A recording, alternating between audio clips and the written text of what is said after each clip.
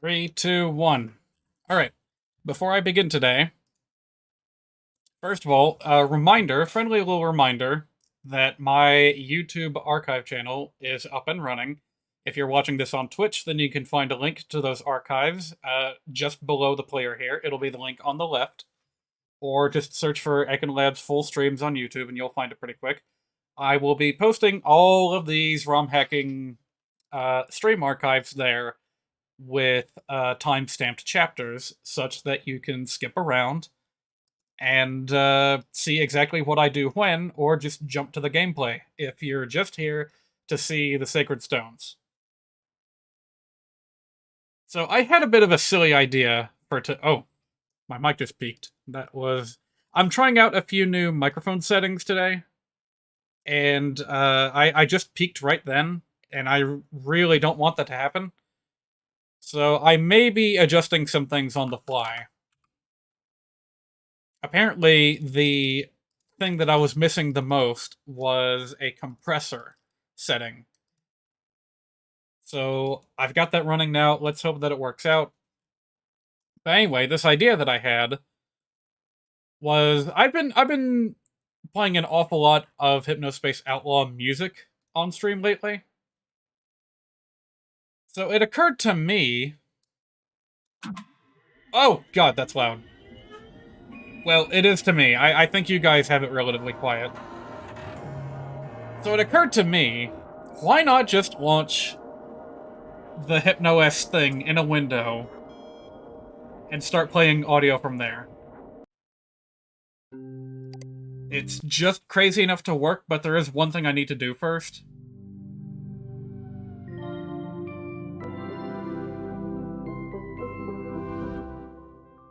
You see, what I've been lamenting is the complete absence of the sequenced music in Hypnospace Outlaw, that being,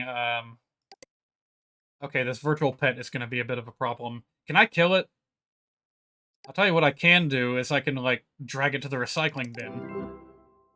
Holy shit. Yes, goodbye, test pet. You will not be needed. If I let that thing loose, then it's going to clog the stream audio with fart sounds. So, we're not going to have that. And also, Hippie, I love you and all, but again, if I just leave him as is, then he's going to start talking if I'm idle for too long. Alright, there's supposed to be some secret pages somewhere around here. Maybe... Oh god, I don't remember where to find it. There was a secret page that I unlocked, because I 100%ed this game.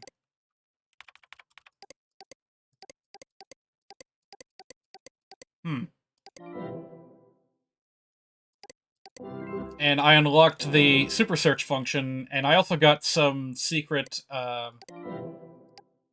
access to secret web pages. So maybe... Aha! That thing that says thanks. There we go. One of these has the secret functions attached. Here we go. Okay, goodbye!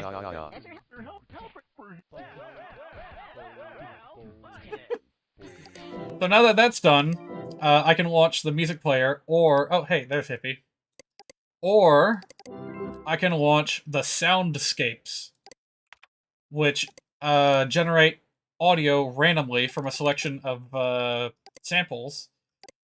So, for example, I'm going to leave SCG Medieval on, and we're just going to leave that here. And we're just going to leave that here in the background while I go about my business. It's going to be a little weird having audio just kind of pop in out of nowhere, but that's the idea behind it. It's ambient sound.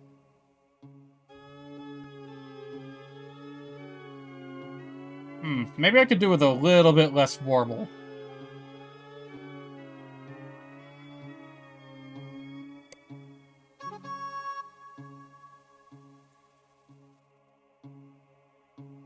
Alright, let me make sure I'm loading up the correct version that we are working with today. Also, let me go ahead and pull up my little checklist that I made.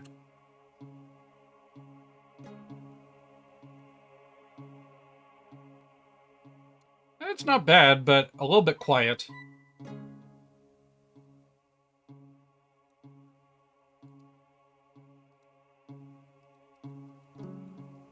However, HypnoS is notoriously weird. Oh, that's plenty loud. That's plenty loud. How about we just leave it at that?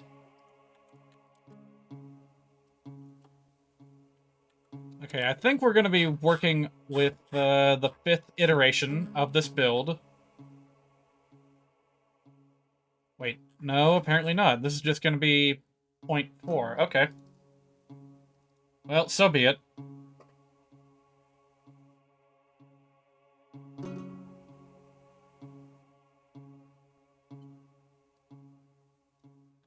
Alright, we're gonna do a lot of things here today. I've got some classes to edit, I've got some text to edit, and I've got colors that need to be edited.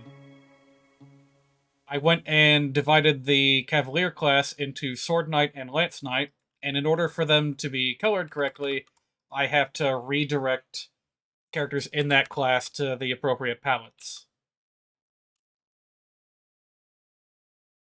Also, before I forget, I'm still not happy with how Franz works with the quick draw skill, because it like completely invalidates the charge ability that Ford has. So what I ended up deciding on was this, lightweight. A simple and easy to achieve speed boost, provided that you keep a certain number of items in your inventory. I think that'll work out well enough for him. I guess we'll find out. This may not be the last time I change Franz's skill. I don't know. Like, I feel like most things that I come up with end up being way too overpowered.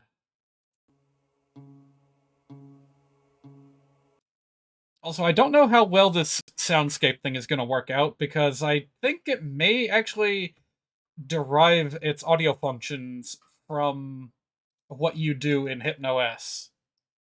So if I'm not doing anything, then maybe it'll just default to silence.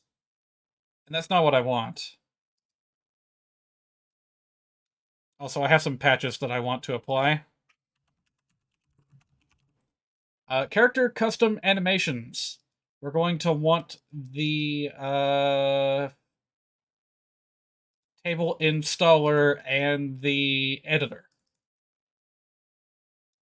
So we're gonna go ahead and put this in. And then the editor, which I guess you just have to make your changes here before you do anything else. So, you know what? Hold that thought. We'll come back when we've got the animations that we need. Also, yeah, I don't think that this does anything while I'm tabbed out, so that's unfortunate.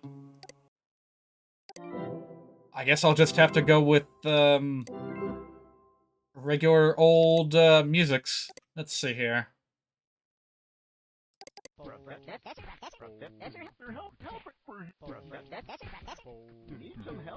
This is gonna be weird.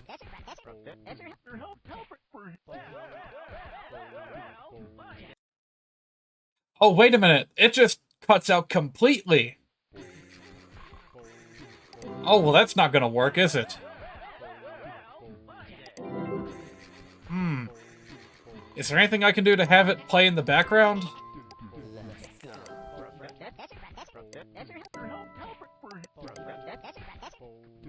Oh boy, I'm trying to do things in Fire Emblem, and now I'm doing troubleshooting for Hypnospace Outlaw. Hey, wait a minute. It's playing right now, even though I'm tabbed out, playing... not playing, but, like, reading. Okay, let's try this.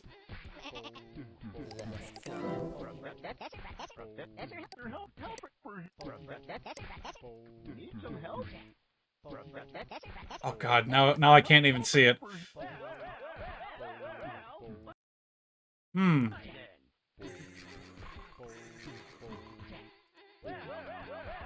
Okay, now it's playing, despite me being tabbed out. Maybe I have to keep it visible. Like, if I click Steam, and now it's covering up part of the window. Oh, never mind. That doesn't change anything. Okay, this is getting weird. Oh yes, one more thing I wanted to change. So, Ford's charge skill is not working like I thought it did. Also, apparently there's a glitch associated with this skill. If you access the supply storage on the same turn that you're attacking, then your damage jumps up to like 100. So we're gonna go ahead and patch that out. And I also want it to work such that each space you move adds to your damage that turn. Might get a little crazy, might not, we'll see. But it'll certainly help Ford in terms of usability. Poor man needs something to help him stand out. So I still want to keep I still want to keep Ford and Kyle, with their movement-based skills that I've assigned them. So hopefully this will work out. While I'm at it, Ford, I want you to be much more capable magically.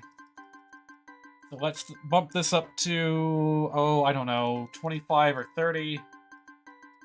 And we'll certainly want that base magic to be brought up by a pinch.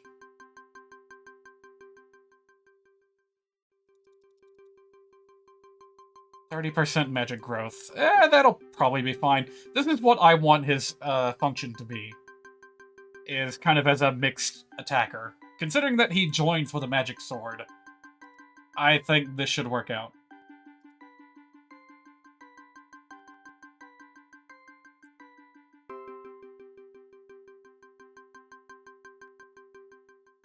And I also want to do the same to Murray, so that he's not a complete joke when he equips a magic sword. Here he is. Yeah, we'll also bump this up to, like, 25 or something.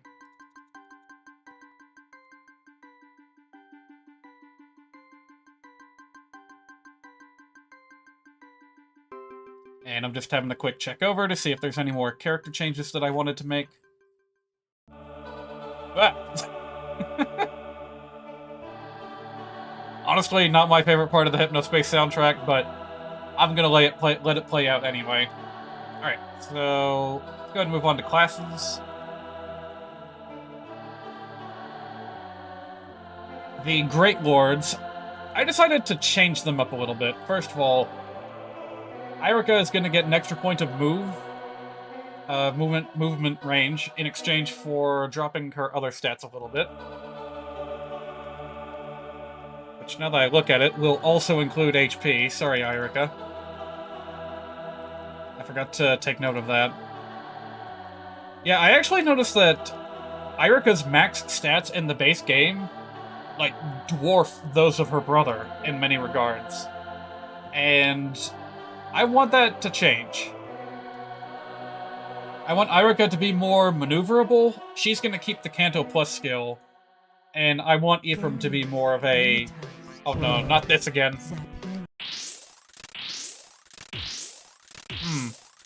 Yeah, I am starting to think this is a little bit too loud.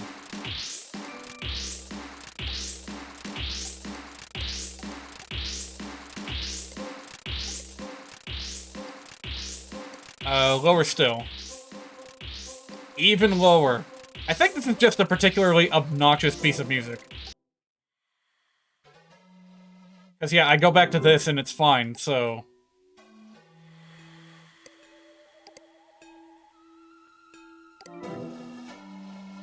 Okay, hopefully that'll be the last time I need to muck about with Hypnospace Outlaw for the time being. Jeez.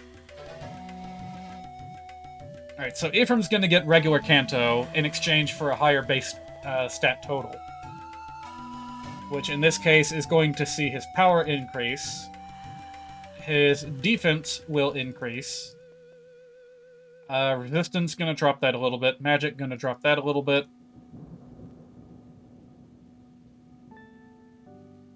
And I think we're good. So yeah, Ephraim won't be able to move this far. He won't be able to move after attacking. Irika will. And that's the point behind their stat caps that I have given here. Okay. next up, I wanted to do something with the mercenaries. Actually, something very specific that I wanted to do was introduce generic enemies of both genders, and that's going to require importing some new portrait graphics. So let me just make sure I know which ones those are.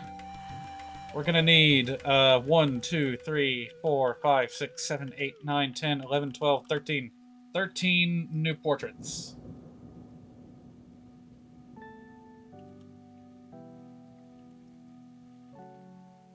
Is that correct? That is not correct. I can't do math. Okay. And then this is where we're going to add in the new portraits, which I downloaded ahead of time. I will try to credit them.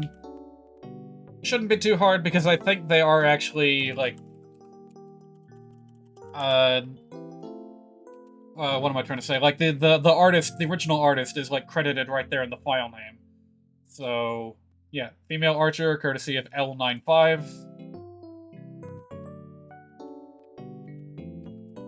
Can I rename these? No, they don't have names. They're assigned to different classes. So we'll get to that in due time. Bishop. Got a new bishop. New cavalier. Or in this case, lance knight. Already got the sword knight. Got a cleric. I might not even use all of these, honestly. I'll try to remember to put in generic female NPCs, but I can see why they didn't do this in the base game, because this is a lot of new graphics to add for a seemingly pointless gameplay purpose. Image size is not correct. Wait, what? Really? Well, that's a bit of a blunder. Oh, right, I forgot to call out the credits for these. Ah! I'm already getting tripped up a little bit. Alright then, let's see here.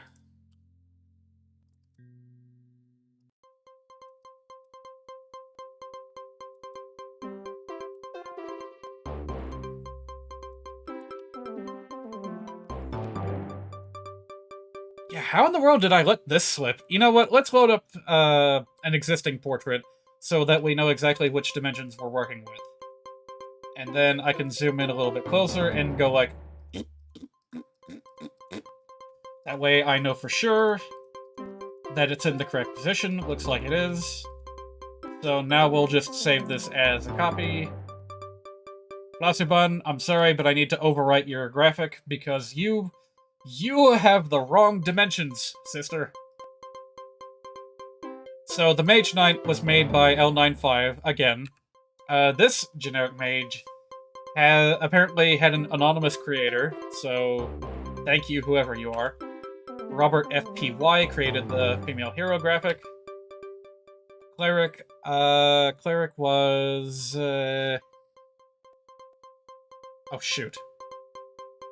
I saved to the wrong file.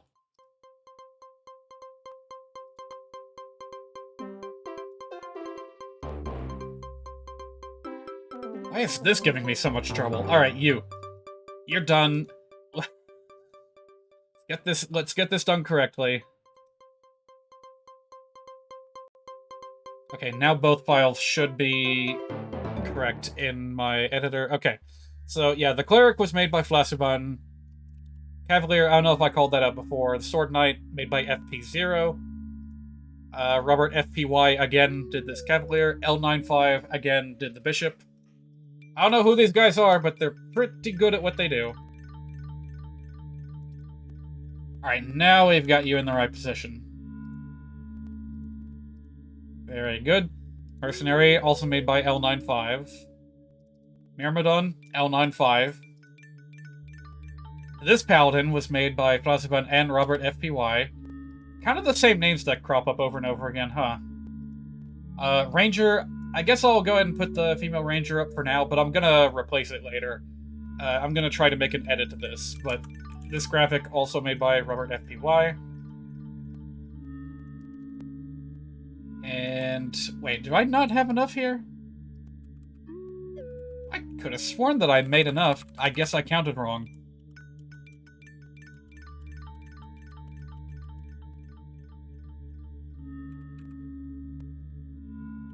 Well, how about that? All right.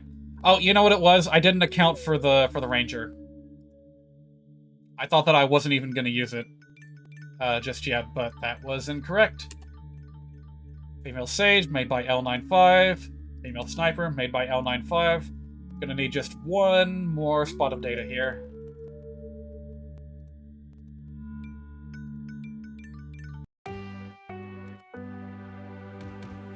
Swordmaster, L95, you know the drill. Alright, so that's done. Now, when I'm in the class editor, I can redirect these thingies to the portrait that they use.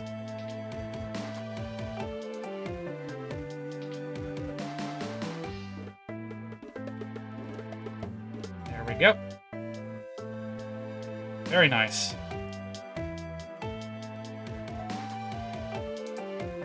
Now, what was I going to do with the mercenaries? Let's see. I think I'm just going to go ahead and give these very strong growth rates for the mercenary and give them to the female mercenary.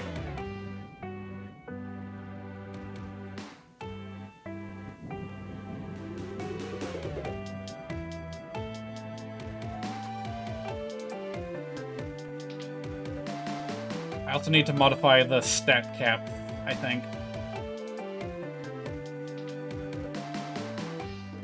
Oh hey, this already had a reduced HP stat cap, that's weird. And a speed cap of 30? What happened when they were making these? That's weird. Did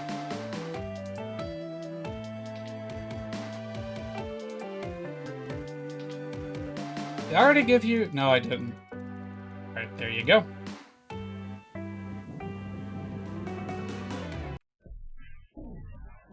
What in the world? Commander Rabbit Hypnobound. I have no idea what's going on in this piece of music.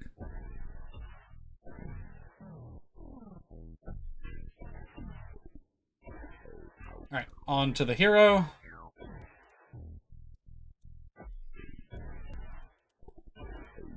Is that pizza sample being played back really slow? Pizza! Yeah, I don't know what the heck's happening, but I don't like it.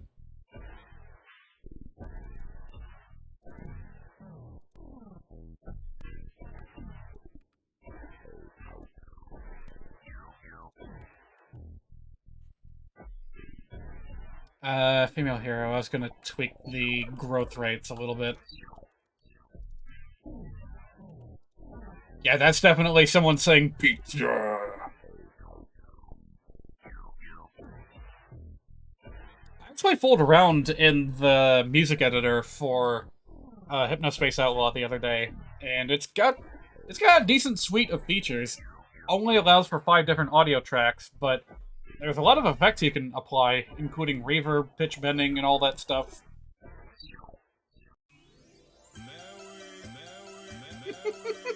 Oh god, you know what this reminds me of? I just saw this last night. Like one of the best clips I've ever seen on YouTube. It's from a 1991 animated film called The Christmas Tree.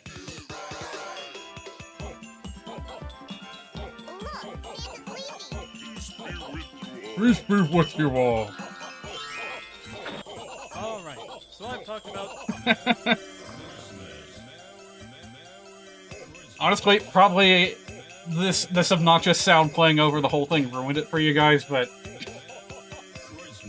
Hey, just look it up on your own. Like, Santa's leaving. Markiplier in particular lost a you laugh, you lose challenge because of that clip.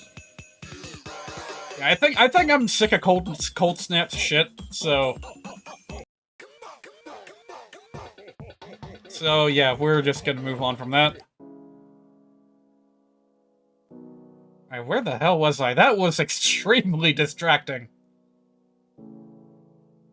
I think that's all that I really needed to tweak, because a lot of the other generic classes kind of have their stats where they ought to be. The Mercenary and Hero were way out of whack for some reason. Well, I suppose I can, like, flip back and forth and get a feel for how correct or incorrect that might be. It's fine.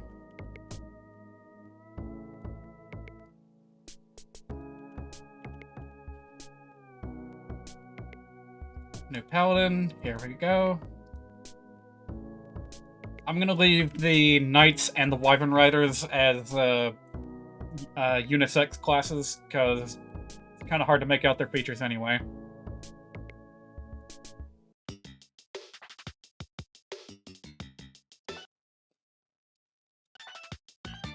Okay, yeah, whenever the screen is completely obscured, that is when Hypnospace cuts off the audio track.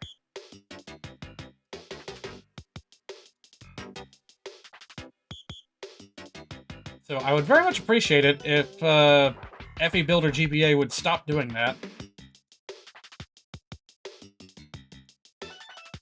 And assassins don't even have a proper portrait, because, like, there are no generic assassins among the enemy ranks, which is fine, because they would kind of suck to fight, considering that they can randomly kill a unit in a single hit.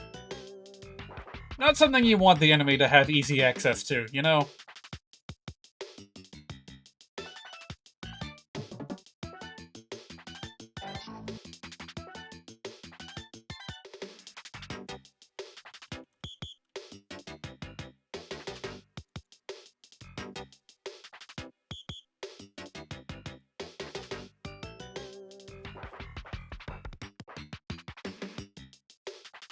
Don't forget to click the right to ROM button, or else all your hard work will have been for nothing.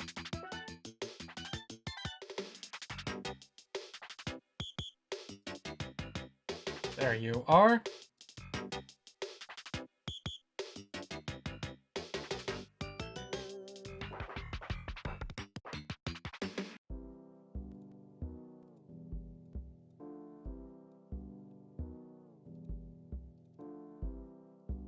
Ooh, what's this? Oh god, it's ear mint. I was like, oh, this sounds kind of nice, and then someone just breathes directly into my ear. Ear mint. Wait, no, that's not right. There you are. Not gonna use any female shamans. I've gone and papered over the female druid and summoner, so no go there.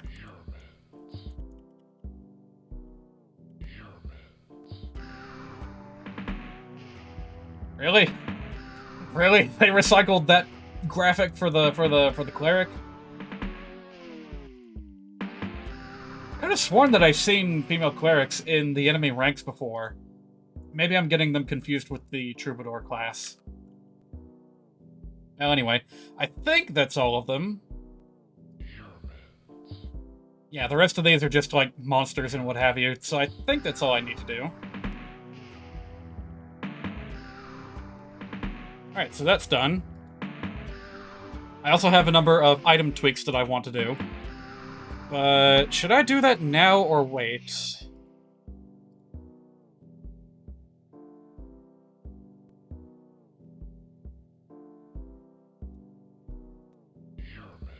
Well, while it's on my mind, there's actually a stat boost modifier that I wanted to change. Oh, wait. You access that editor from the item editor. Well, alright, I guess we're doing items now after all.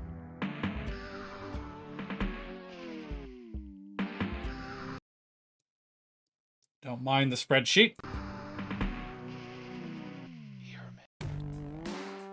Okay, so first of all, I'm noticing that bronze weapons lose their effectiveness way too early in the game, compared to how I originally intended them. Also, steel weapons, still very undesirable to use because of the high weight and the speed drop, so I'm going to be easing up on that a little bit.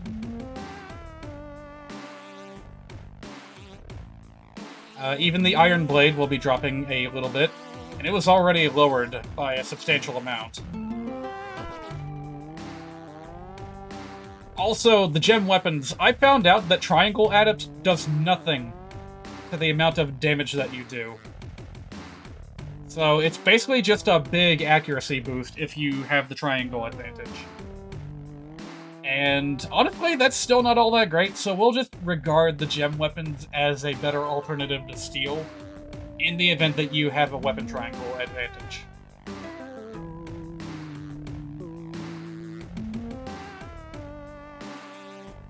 Also wanted to make the killing edge just a little bit lighter.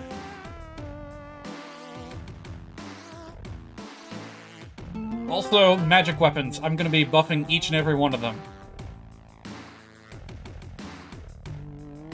Because you could kind of get away with having high power values before. Or, wait, no you couldn't. Because, like, I don't know, the calculation was different back then.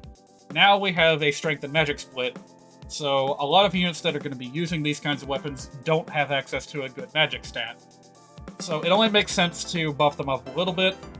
Wind Edge is still going to be a little bit weak, because it's just, like, you know, it's just something to fill that gap as a ranged option for swordsmen.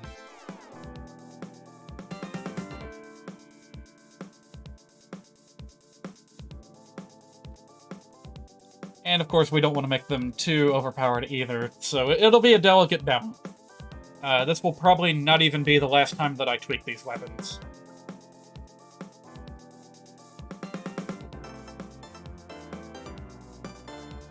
Alright, again, steel weapons and killer weapons going to have their weight reduced. Down to 9 in this case.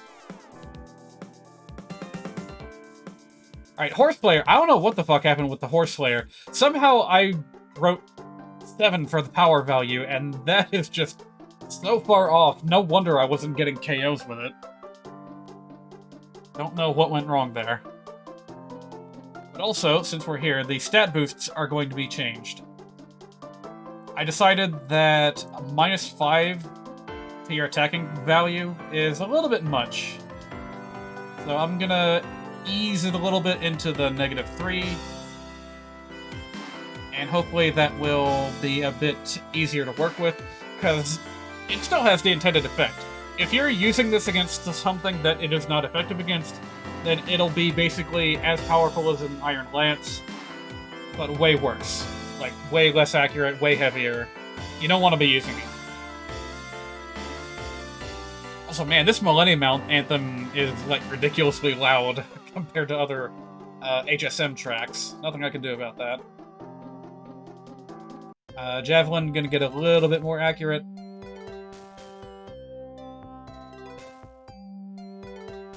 Steel Axe gonna get just a smidge lighter.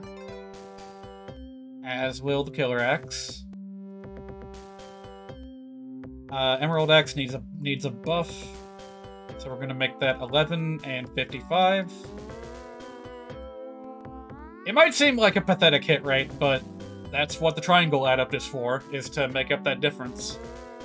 With interest. Hand Axe, a little bit better. There we go. Bolt Axe, give it a buff.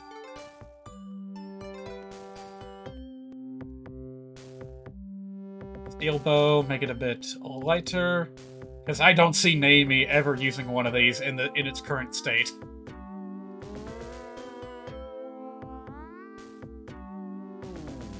Killer Bow, gonna make it a little bit lighter too.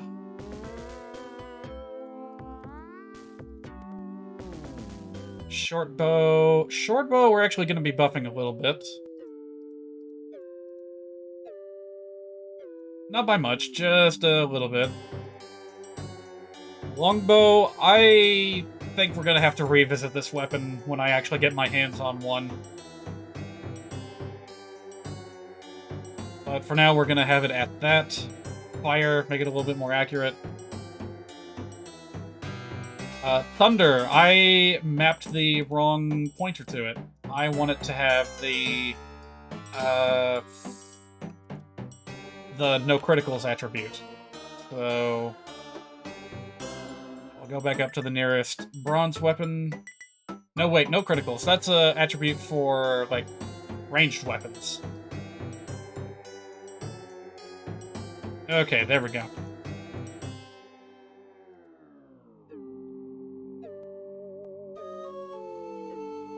And with that in mind, we are going to increase the accuracy to compensate for that, and going to be dropping the critical hit rate down to a 0. Alright, got that done. Hellfire, going to make it a bit lighter. Give loot a bit of an easier time.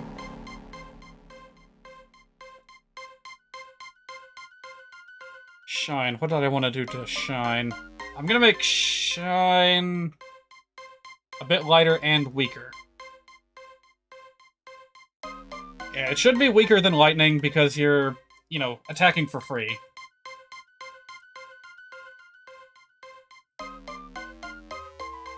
Divine.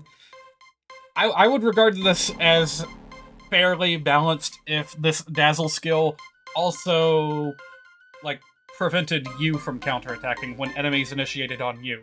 Make it like the Fire Sweep weapons from Fire Emblem Heroes. In fact, why isn't Fire Sweep a skill? I would love to have implemented those kinds of weapons, but yeah, fine. This is another triangle adept weapon, so it's going to be balanced accordingly. Purge, leave it alone. Aura, leave it alone. Nosferatu, tiny increase in accuracy. Not too much. And now, scrolling all the way down here, we're going to make the beacon bow more powerful. Because it is going to be regarded as a magic weapon. So, bumping this up to 10. Dropping the accuracy a little bit.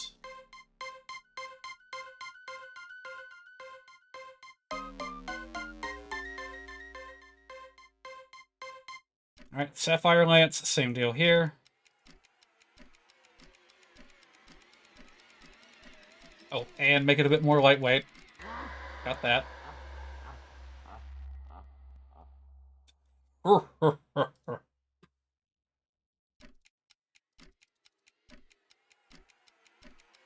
Storm Sword, gonna have that.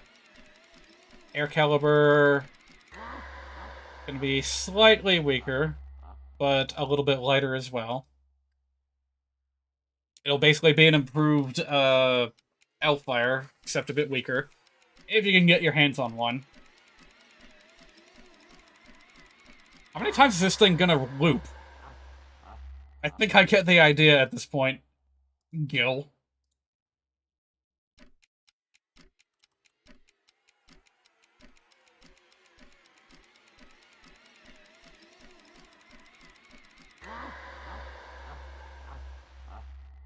There is no option to loop in Hypnospace Outlaw, so this is just happening.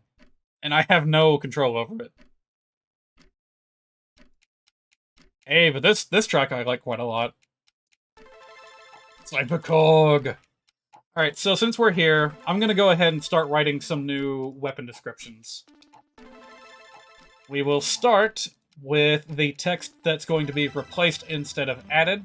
So we'll just do this string by string.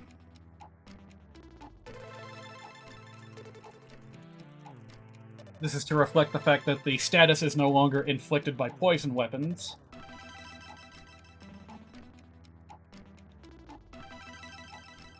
Brave weapons are going to be including their... I don't know why that's there. Going to be including the stat modifications in their description. So, defense and resistance -5. We're going to be doing this for every weapon, by the way. I want players to be able to know what they're getting into when they equip weapons like this. This will also be reflected. This will say... reflected? I meant modified. Okay.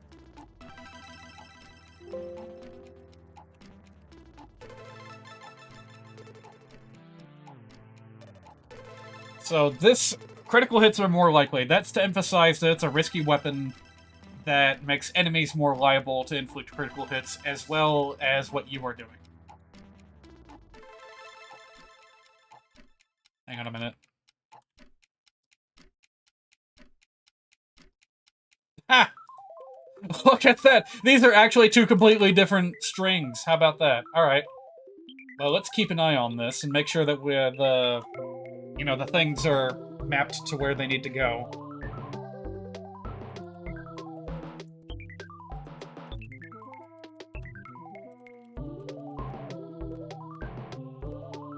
So also I'm going to be following the game's existing trend of, when we're referring to stat modifications, skill and luck are spelled out completely because they're, the text can be condensed very small.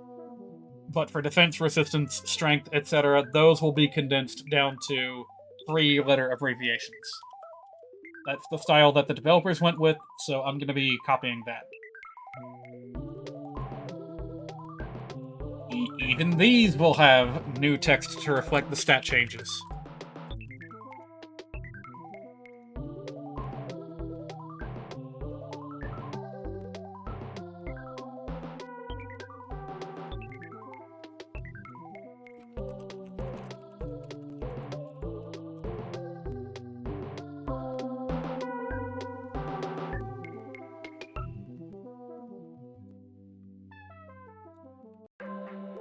What the? I didn't write that, did I? Wing magic? No, wind magic. You dumbass.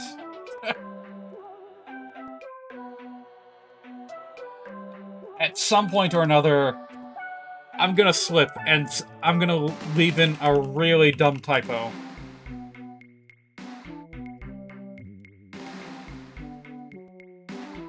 Okay, what next? Dark magic. Critical hits, effective against cavalry. We need to do this for every effective weapon description. And again, the reason why I'm using a strength and magic debuff is because this applies to magic weapons that inflict effective damage as well, such as air caliber and fissure.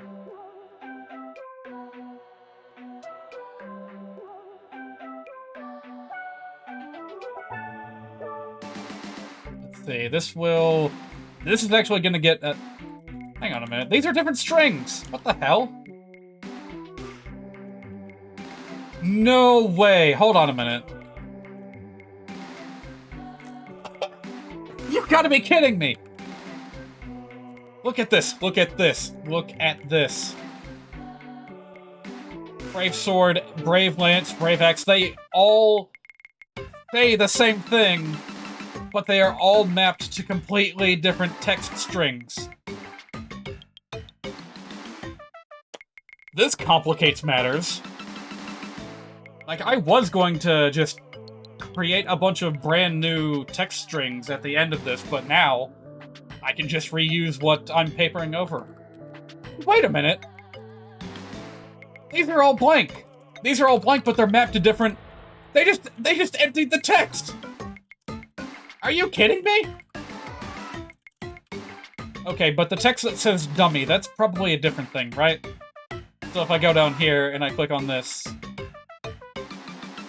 Okay, yeah, so any text that says dummy, I need to make a new text string for. However, I can kind of create some templates that I can recycle from weapon to weapon.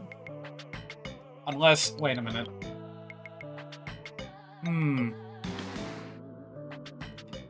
These text descriptions read weapon stats on the fly, yes?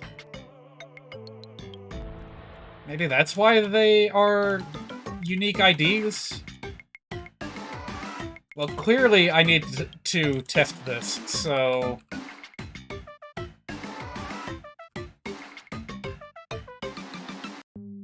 Okay, here's my experiment. Here we are going to write... an ordinary weapon. So we'll have that on 404. What a convenient spot for a text string.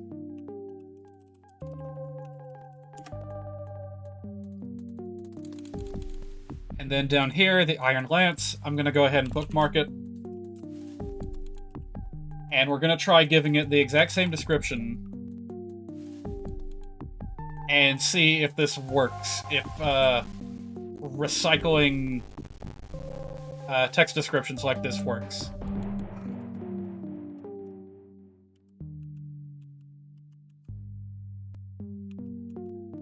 Alright, so. Iron Sword. An ordinary weapon. That works.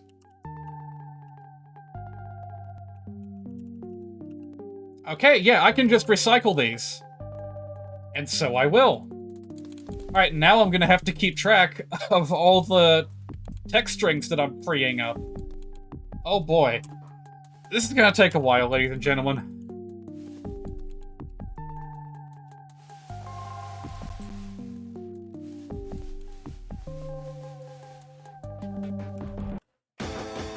Oh god, not this again. No, no, no, no, no, no, no. I'm not listening to Carl P's bullshit anymore.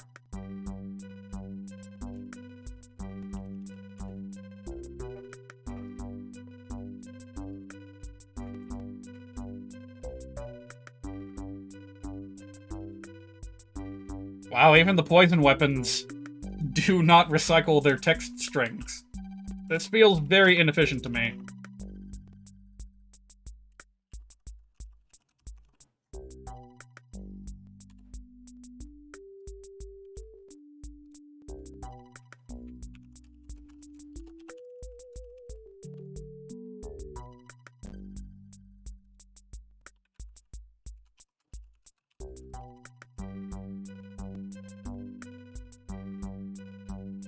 All the magic weapons are going to have unique text strings, so not going to worry about that. This, on the other hand... Wow, they're I can't fucking believe this.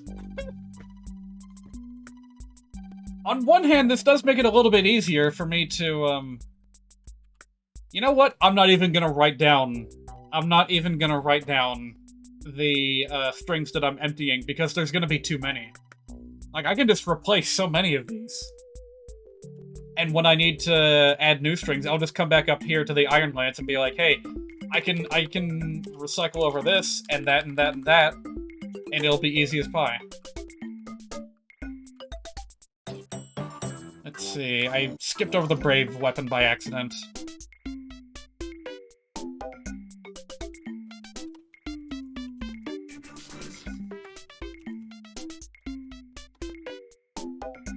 Alright, and then down here, I will repurpose some of these.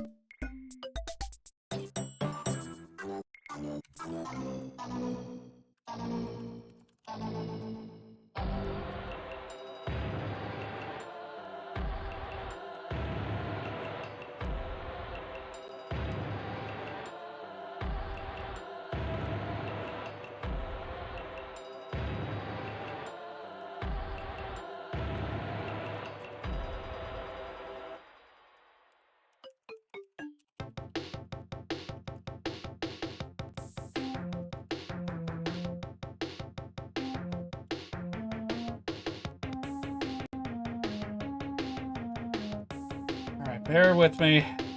It's gonna take a while to assimilate everything that I need.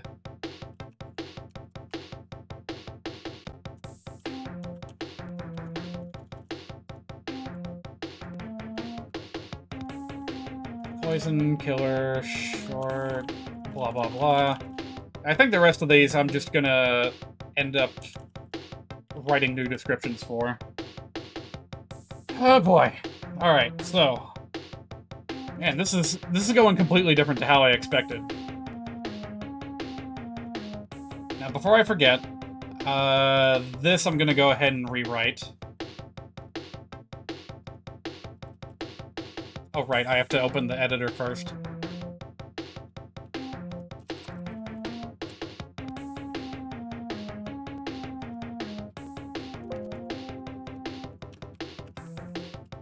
This is the weapon description for Reagan Leaf, and I feel like it's a lot more descriptive. So that it... What the hell is this? Hypno Rag.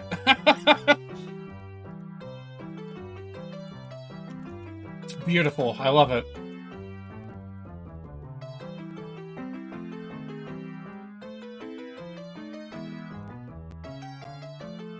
Alright, these are going to get all new descriptions based on the properties of their metal.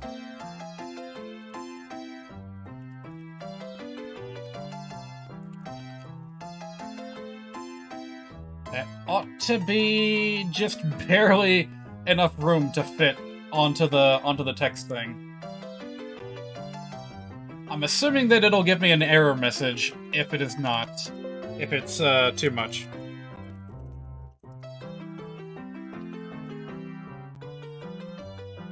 Well, here at least I can just go ahead and write everything back to back. Wait, no. 7. What's number 7?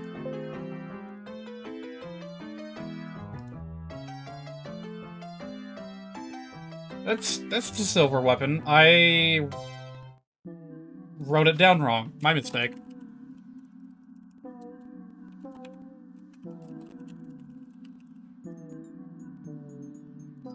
What's this? Ice Sea, November's Belly. That's kind of a bad Snowden from Undertale vibe to it.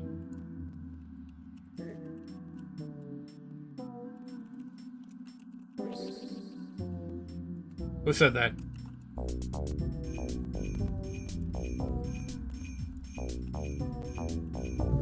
I'm getting my text strings mixed up here.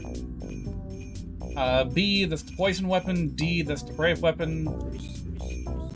F, killer weapon. 11, dragon killer. 20, cavalry killer. And 31, knight killer.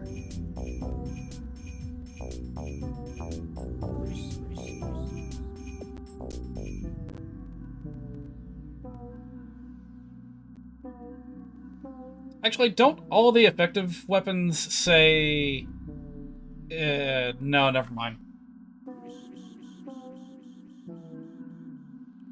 Yeah, never mind.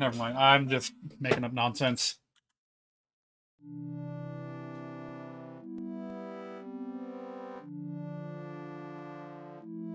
Alright, also doubles his ranged attack. I wanted to write over these a little bit.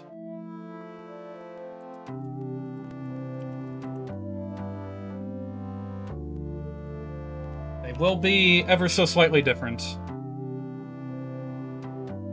I could just keep my place. I keep having to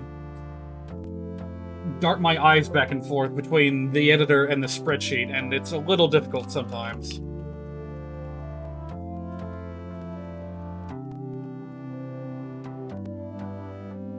Alright, got that done. Boppity-boop-boppity.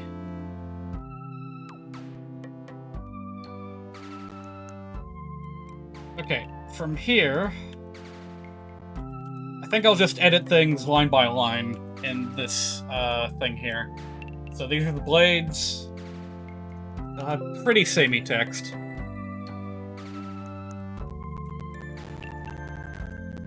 Whoa! Getting a little bit crusty there, huh?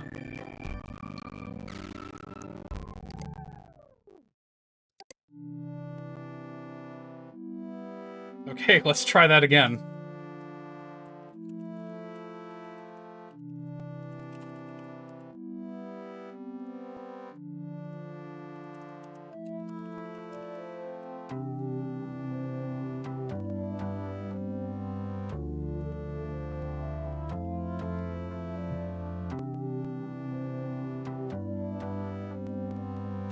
That is what I wanted the blades to say.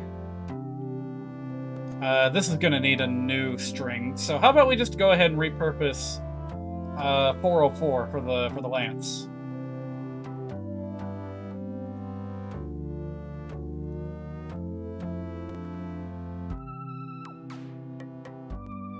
Oh wait, no, that's not... No, that's... Ah! I got that wrong again. What I meant was... For... What... Where is it? Where the hell is it? 419, that's what it was. Okay. 419 is where I'm gonna assign. That was the previous Iron Lance. Now we're gonna have it as the gem weapons. Okay.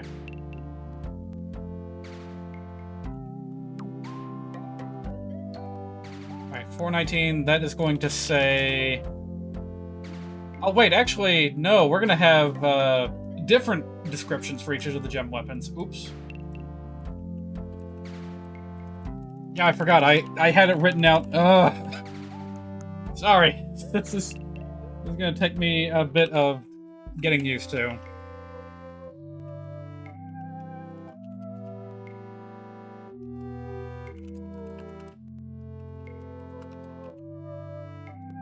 Okay. Okay, I've got this now.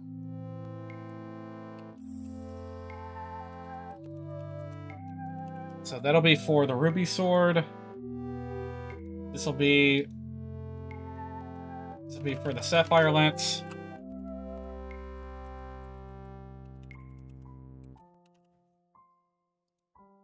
And the emerald axe.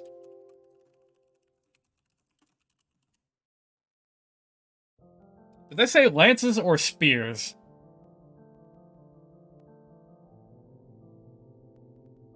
They say spears. You know what? I'm just gonna leave it at lances.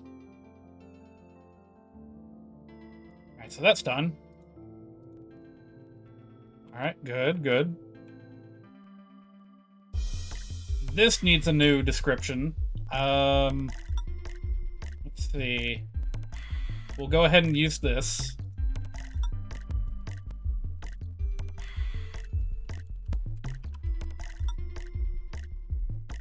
See the so this is going to be for the thief sword, which will read it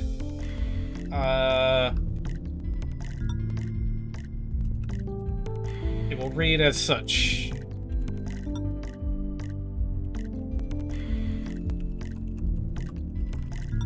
I actually don't know if the despoil skill even works. I've yet to see it in action, so I'm hoping that it works like it says it does. Because otherwise, this is just going to be a straight-up lie.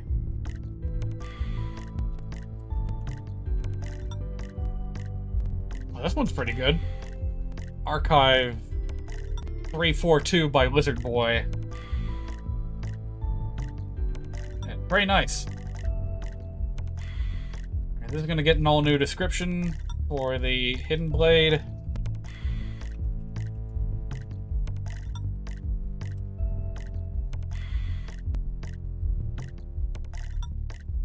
Alright, now we go back to these. 406. 407.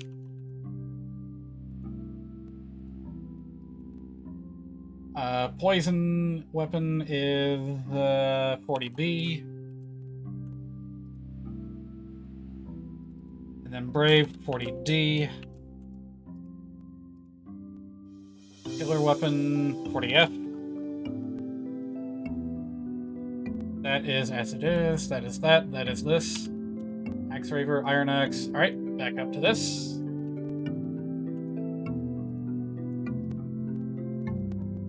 Skip ahead to 406. 407. 40B. Brave weapon, 40D. Now, I know why these are all different. All the strings are different. It's because they actually did have unique descriptions in the very first Game Boy Advance Fire Emblem game.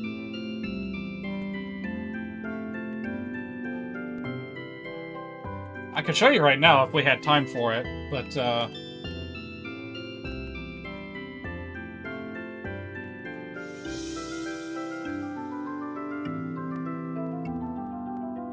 oh hey, this is that Canon song. Canon in C. I recognize it now.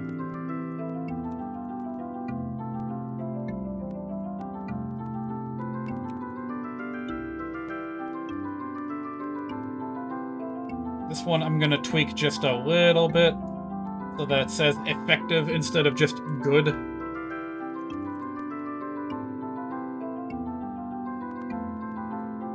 That way you know that it's going to deal increased damage. This one will get a new text string entirely.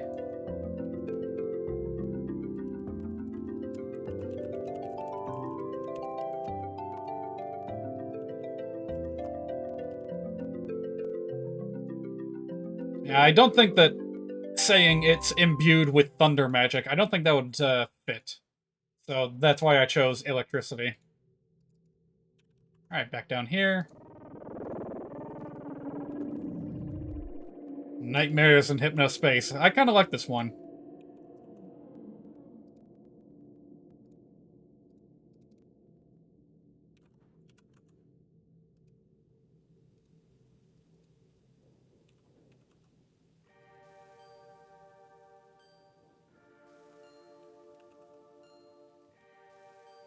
Alright, short bow. What did I write for this? This one we will say...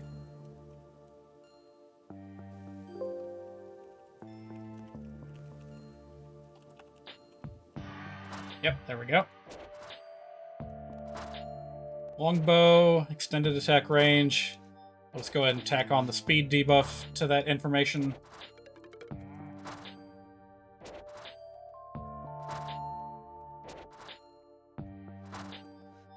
Alright, what next? Next, probably all the thunders and such. Let me just home back over my spreadsheet to make absolutely sure I didn't overlook anything.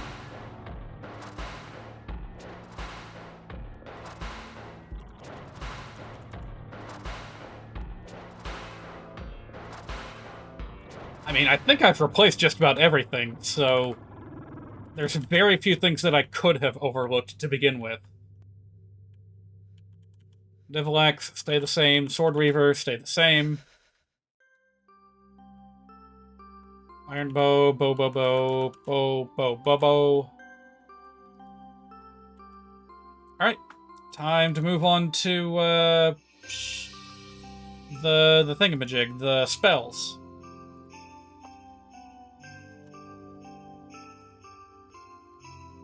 Thunder is going to get an entirely new description.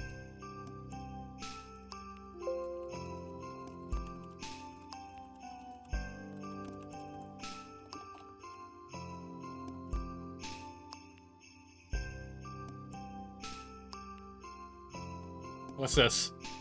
Winter begins. Well, that's pretty on the nose, isn't it?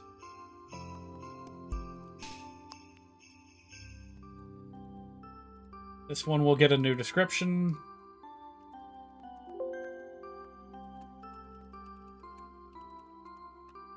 You know what? I got a better way to phrase this.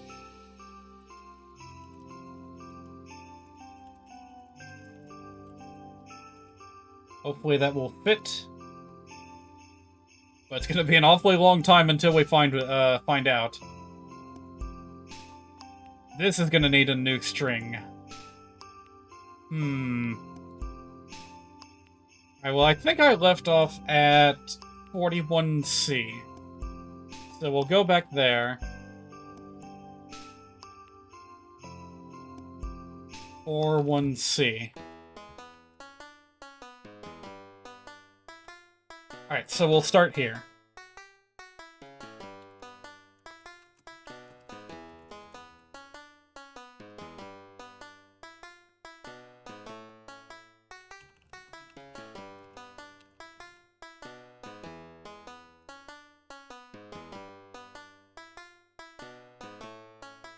Alright, we're doing it.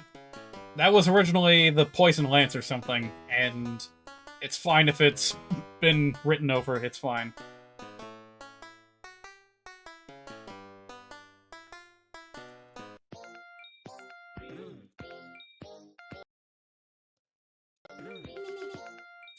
Electric Pizza by Mini Rope.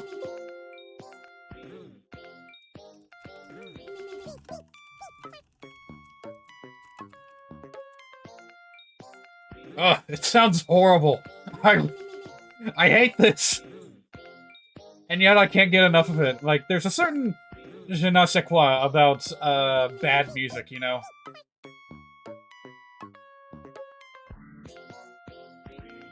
doesn't follow any kind of logic with the tones.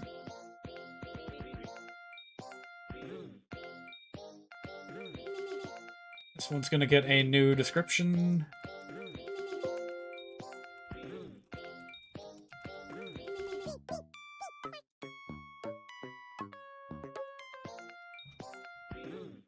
This one's gonna get the killer weapon description, I believe. Yep, there we go. Dragonblight, that's gonna get the same text string as the Wormslayer, which is the 411. Good job on the promotion. I knew you could do it. Oh, I love this guy. What's his name? No more dummies! We're finally out of range of text that says dummy on it. And it's about damn time, too. Oh god, this is gonna take so long, I think I might have to, like, save most of the palette swapping for later. Like another day. Alright, Luna, not gonna change. Nosferatu, however, needs to have that skill reduction attached to it.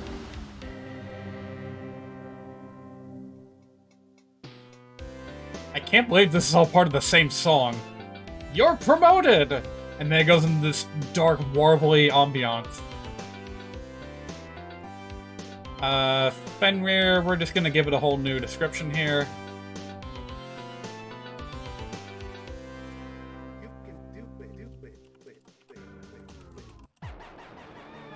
I think this is about what Fenrir was described as in the first Game Boy Advance game. Very rough translation, but there was a sense that it was, you know, cold in some sense. Leipnir, same as before. Now skipping down to the stabs. Gonna write something entirely new here.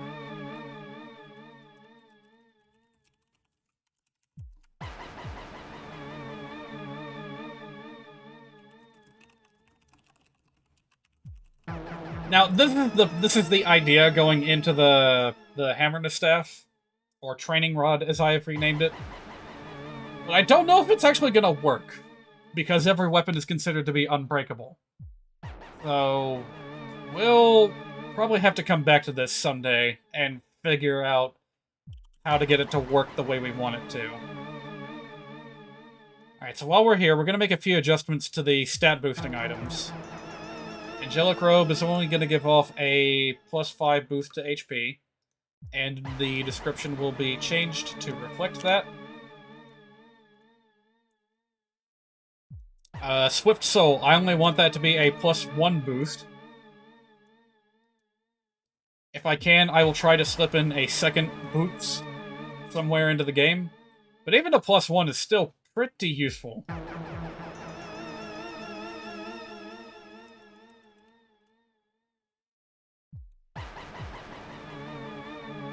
And Body Ring, I'm gonna bump that up to a +4 to Constitution. Because otherwise, it's like completely outclassed by the Speedwing.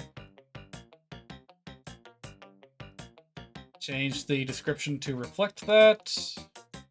There we go.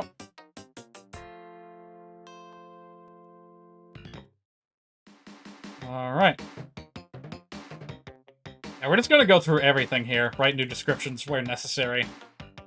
Including for these. So, effective against monsters. We will also add on the defense and resistance penalty information. I'll just go ahead and copy that.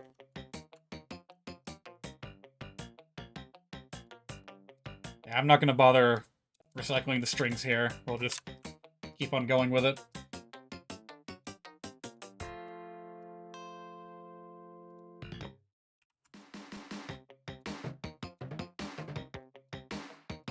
And Beacon Bow. It's probably going to need a new description altogether.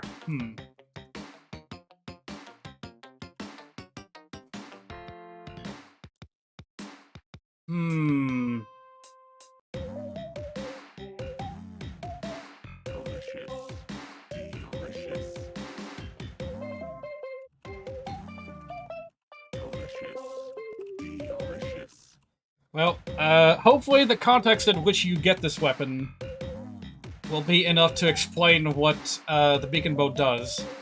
Because I don't think I can fit in the monster slaying effect into that one line of text. Delicious. Alright.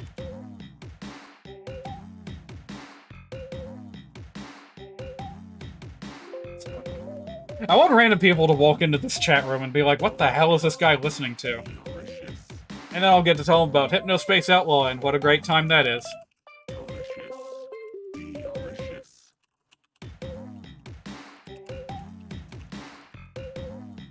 Not exactly certain, but it's pretty darn close. Delicious. Let's see, Fissure, we're gonna recycle the Cavalry Effectiveness string, which is 420. Yep. This one, that's 41A, I wrote it ahead of time. Guard Lance needs a new description, which I guess we can just go ahead and write in here.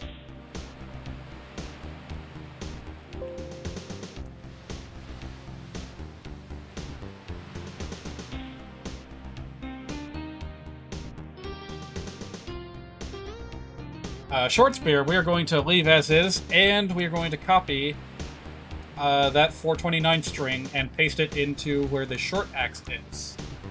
Because they are pretty much going to work on the same principle. Alright, now on to this. Which I think I can just copy this from the Wind Edge, so, like, where's that?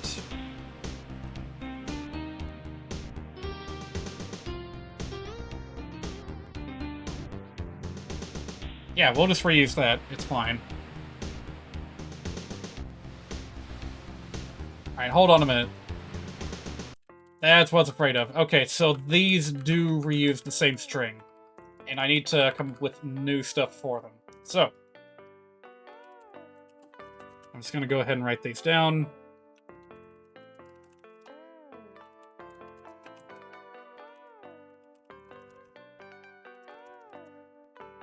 Oh yes, before I forget, I need to keep track of which weapon names are too long to fit in a single line of text.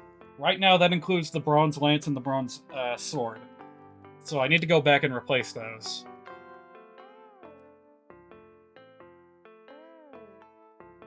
I've already run out. How about I continue with 423? That'll be for the Runestone.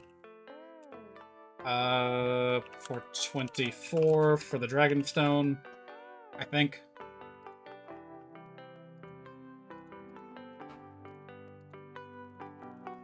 Yeah, what's the dummy string again?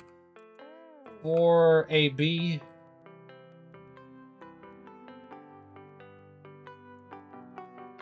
Oh, hang on a minute. That's different. Alright, maybe I can just go ahead and replace this then. It's a very specific dummy. So, okay.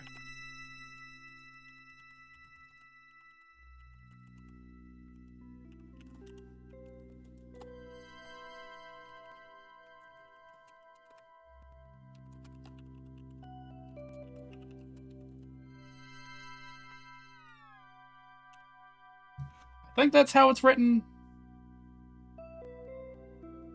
Misspelled true. That's not good. True form. Stat modifiers. That ought to work.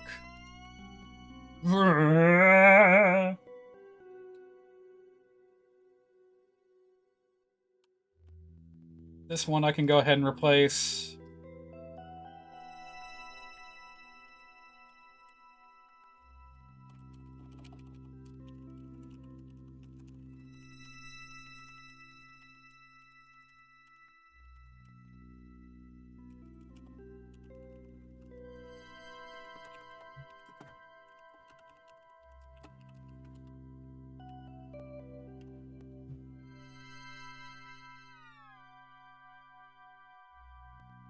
Okay, got that. Yeah, I'm gonna go ahead and spoil something about the Dragon Stones. The red one, that's what Mirror is gonna start out with. The Runestone, I will have. I actually plan on introducing like a Dragon Zombie mini boss later into the game. That is what will be carrying the Runestone. And then the Divine Stone, you'll get that from Morva. That'll be like your prize after you beat him and go into the final battle. Alright, what next? Air Caliber needs a string. Which I think I can just go ahead and just write right here.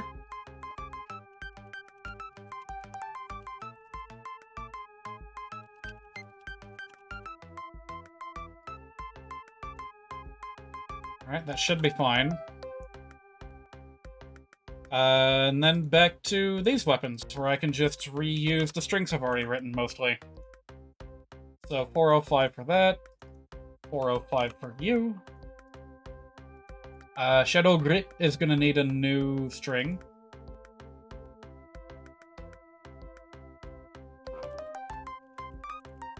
So I'll put that there in 424.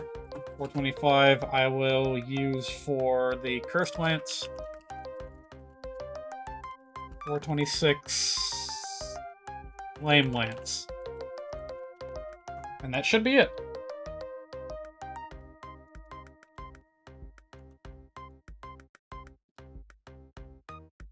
Hang on a minute. That's Regenleif's description, isn't it? 424? I can't overwrite that. Where is it? Yep, okay. So, gonna have to skip ahead by one. Oh, it didn't save anyway. Can't use that, can't use that. I think this was previously used for the Dragon Spear, maybe?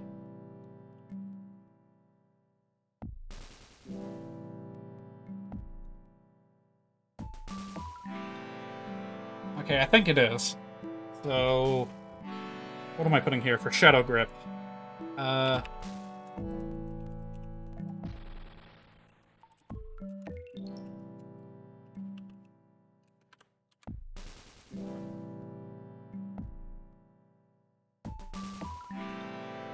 Okay.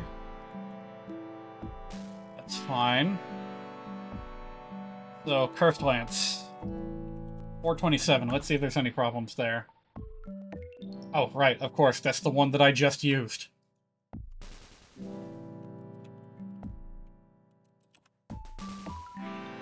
What about that? No? 429? Nope. 42A? I can use a few strings here, yeah. Alright, so be it. 42A, B, C. So, Cursed Lance.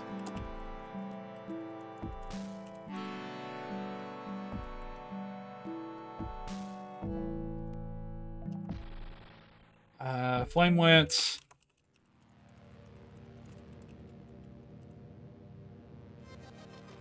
And... Oh,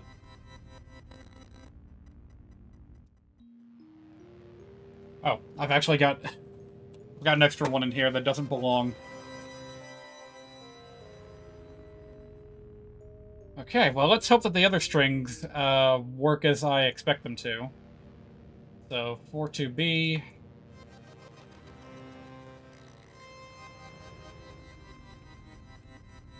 Alright, now we go back up to the stones, which I skipped previously. Yeah, these right here.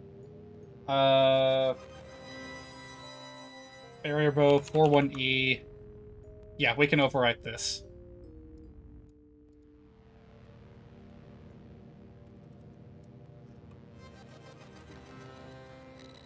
Gotta scroll back up in the spreadsheet.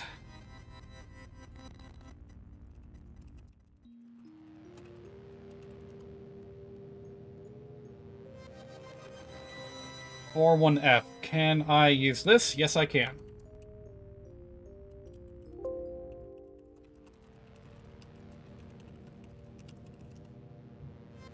That should be as it works. And then... what did I have for the runestone? 423. Wait a minute. I don't think I can do that. That's used for the Axe Raver. Oh boy. Alright, we'll use this one then.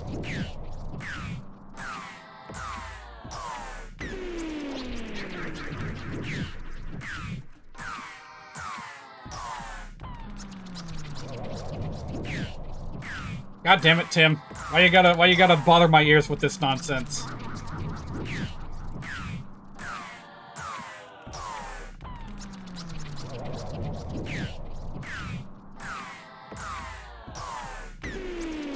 Okay, I think I've finally gotten it. Jesus Christ, Tim, stop it.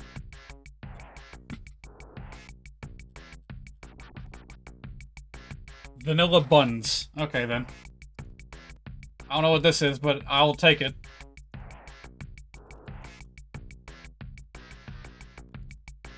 This one, 4-2C. There we go. And I think we got everything now. Yeah, there's a bug in my way. Gonna keep all these about the same. Yeah, I think we did it. Ugh, thank goodness. That took a while.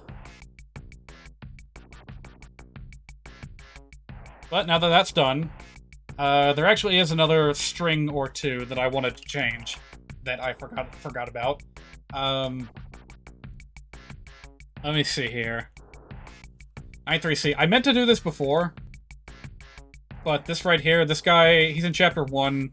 He mentions an Armor Slayer, and that weapon doesn't exist anymore, so we're going to change that to Hammer.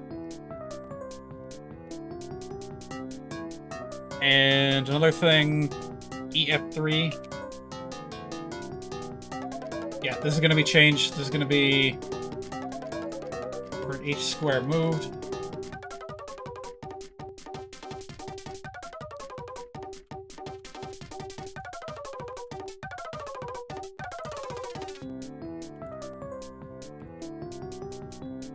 Okay. Charge has been updated on 2 fronts, in the description and in the patch. So, what else? I actually forgot an item tweak, somehow. Ugh. This was supposed to be a D rank weapon. I don't know how that escaped my notice.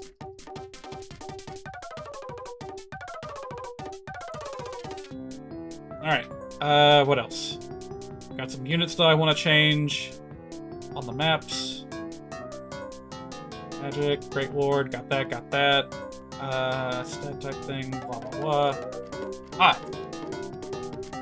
There is a stat mod that I forgot to change. So the way we find that is we go in here, open up stat boosts, go down to the one that modifies the traits of Slayer type weapons. These right here. And we're gonna remove the power penalty because I just realized these are pretty weak weapons. So that power drop is really not necessary. An oversight on my part, but hey, now that's done. Alright, patches, we haven't done that yet. May as well go ahead and get the new animations out of the way. So these are going to be completely new. We're going to add them to the bottom of the list here. And it will be a grand total of 1, 2, 3, 4, 5, 6 new animations.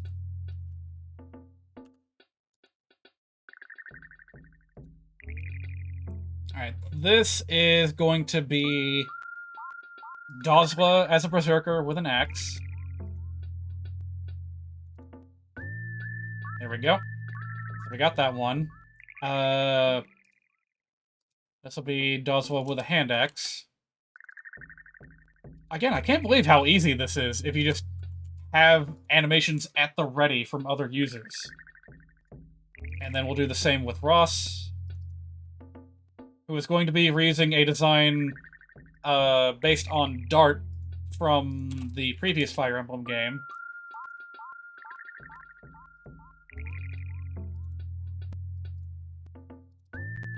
And you know what? Hold on a minute. Let me make sure I credit these guys, because these are pretty good animations. Alright, the Doswell animation was made by Aruka and Kenpuhu and Blood. And the Dart animation was made by Green Tea, with a few other modifications made by BWD Yeti, Raspberry, Dur the Vaporeon, and Spud with a question mark. Again, thank you everyone for making these lovely animations. I can't wait to see them in action. It's gonna be great. So now, I need to backtrack and load up another patch.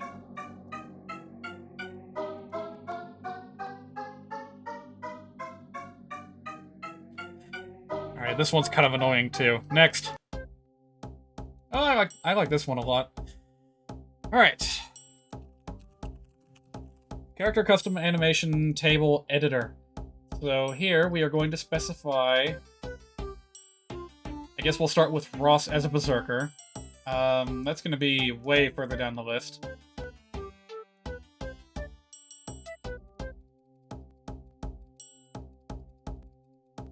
Come on, Muscle Man, where are you?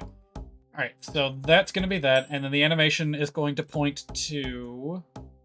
Oh, hang on a minute. Maybe I need to, like, specify this in a new way.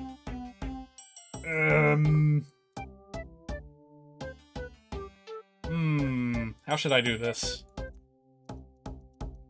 I want to duplicate these, but I don't think that I can. So we'll just have to make something new. Wait, can I expand on this?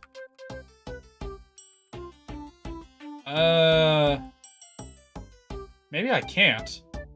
Alright, maybe I can overwrite something then. Oh, right, I need to go back and add these in, too. I got a couple of new female animations for, like, the mercenary and what have you. Alright, so which animations are not being used? What can I get rid of? Gotta be some junk classes in here somewhere.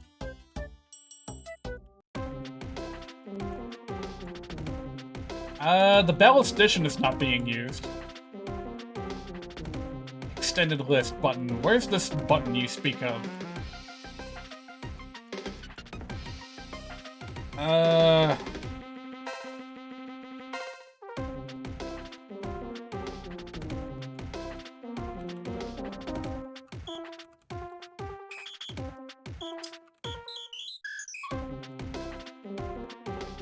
Oh boy.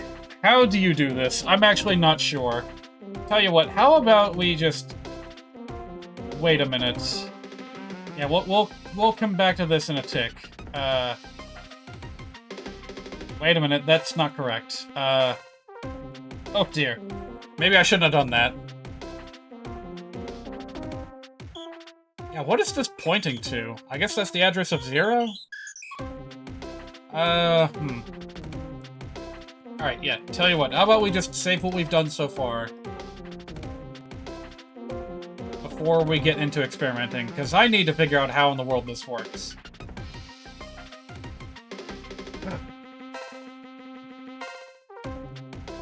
I need to append this list, and I don't know how.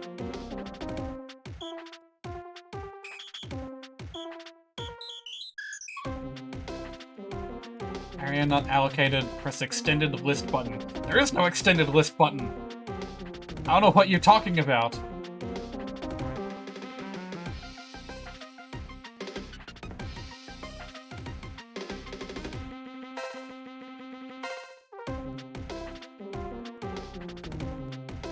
Okay, here's a crazy idea. What if I were to paper over the duplicate journeyman classes?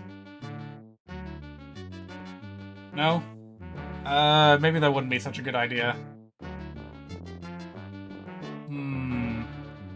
Yeah, because they do count as distinct classes, so they do need their own unique animation pointers. Jeez.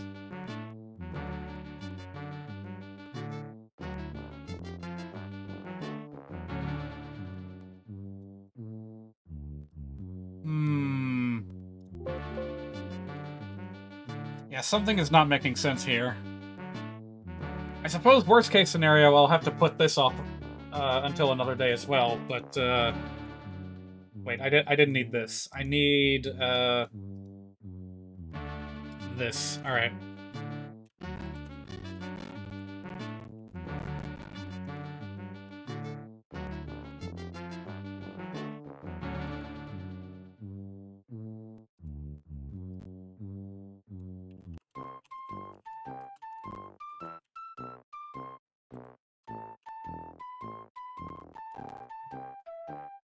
Okay.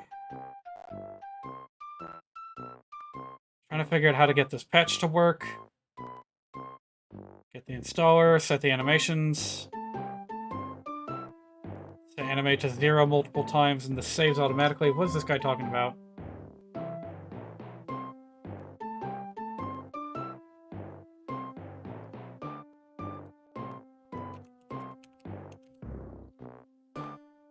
Extended list. What does that mean?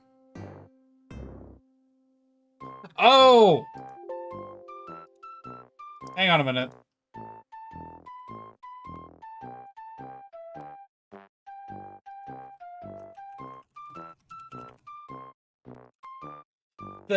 This right here. That's what it was talking about, I think.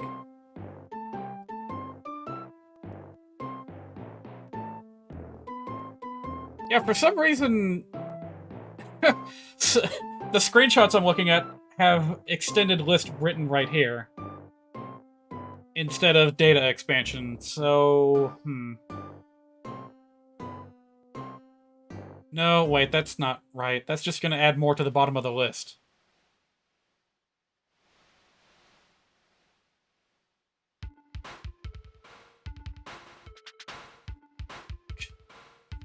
Yeah, I'm trying my hardest to understand this.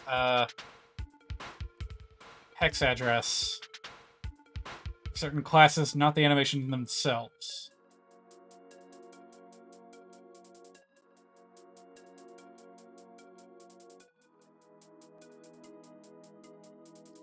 Extended list and battle animations menu.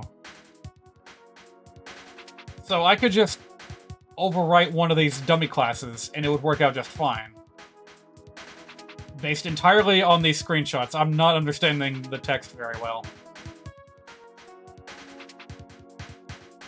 So yeah, let's try papering over these two right here.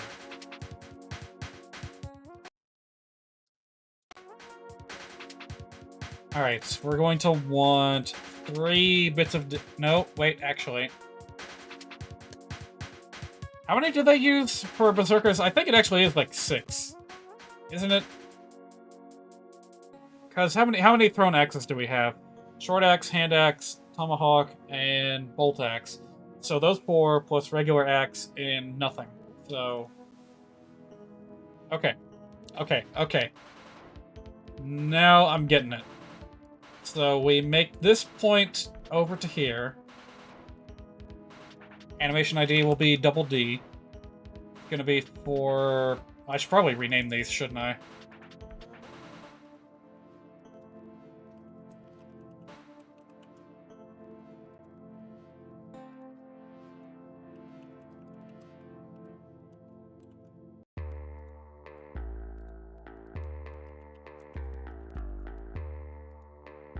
Oh boy, yeah, adding custom animations is a bit more involved than I was expecting.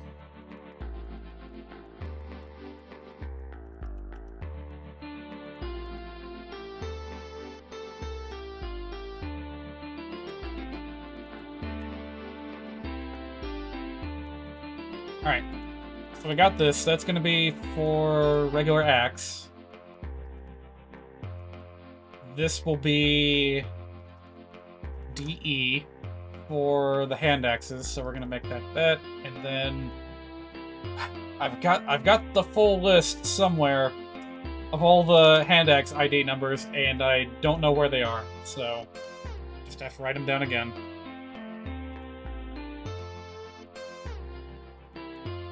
It's 28, 29, 2C, and BE.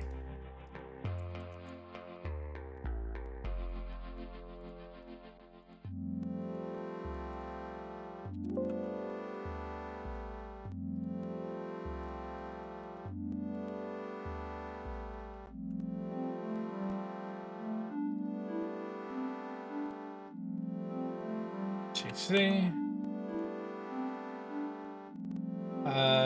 BE.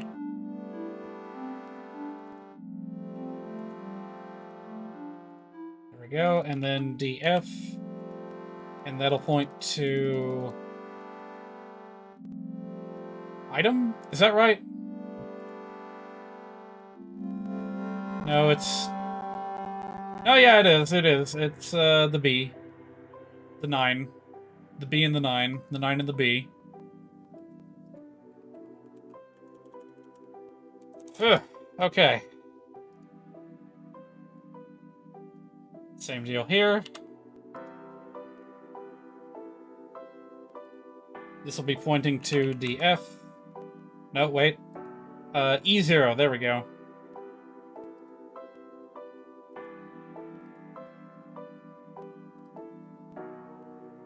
E1. E1, 28. 29. E1.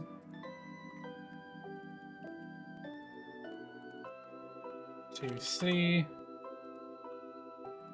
And BE. Oops. F... No, E2. Nope, wait. Jump the gun a little bit. That's E2.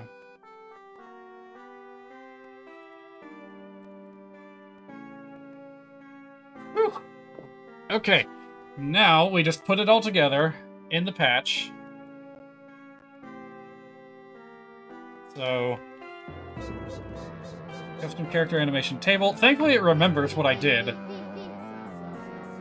So now we go in here and select the thingamahoosit.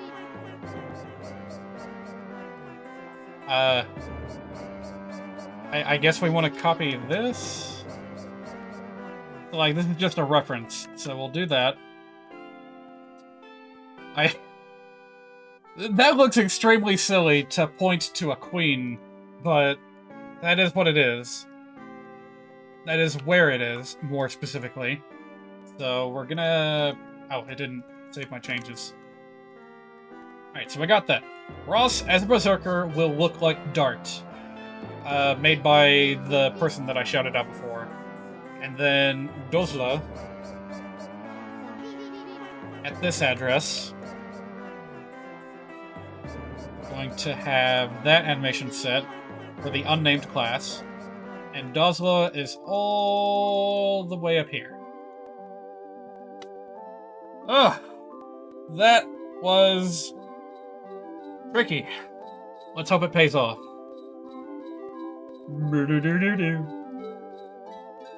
Alright, what's next? Yep. Oh, yes, I almost forgot. I had new animations I wanted to import for generic female enemies. So these do not point... No, these do point to the same unit, and that's a problem.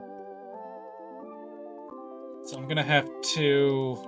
Oh, I haven't even unzipped these animations. Alright, you know what? We'll save that for next time. We're behind schedule, as is.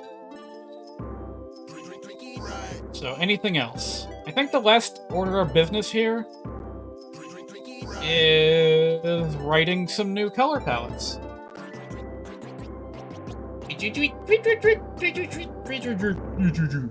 Alright, here I have everything that I need. So this should be a simple matter of going into these editors, clicking on character palette, and then seeking out each one that needs to be changed. So Dozla, that's not the correct battle animation.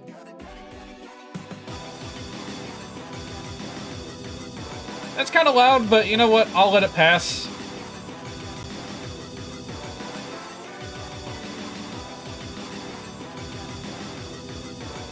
Alright, this is actually animation set 75. No, wait, no it isn't.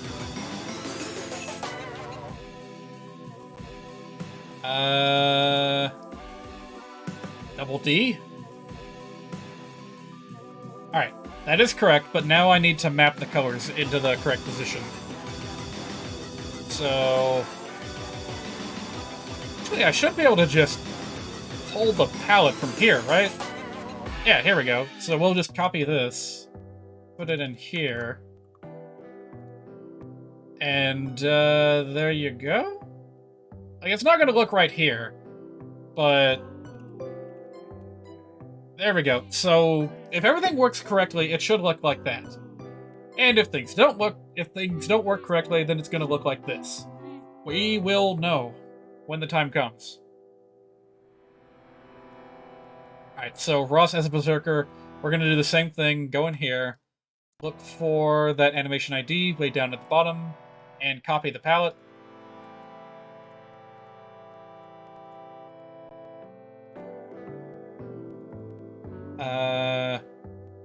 DE0, I got that. Actually doesn't look too bad with the default colors that are on right now, but we're going to go ahead and change that.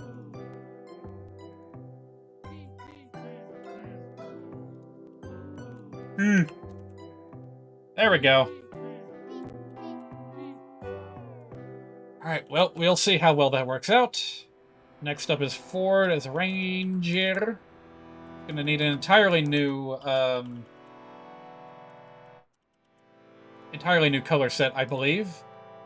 So, yeah, how can I tweak this? What in the world is this music?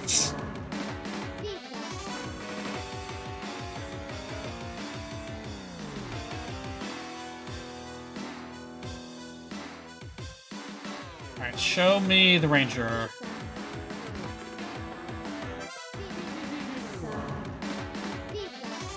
Did I pass it already? I'm being distracted by this obnoxious ass music.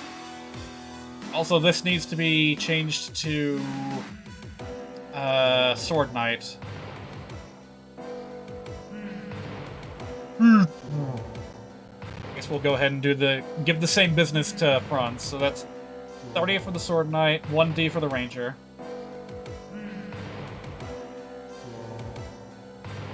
There we go. And actually, that should be fine. I shouldn't have to map any new palettes to that, because they look just fine as is. We'll double check on that later. Okay, so Ford as a ranger. I have exactly the colors that I need, so.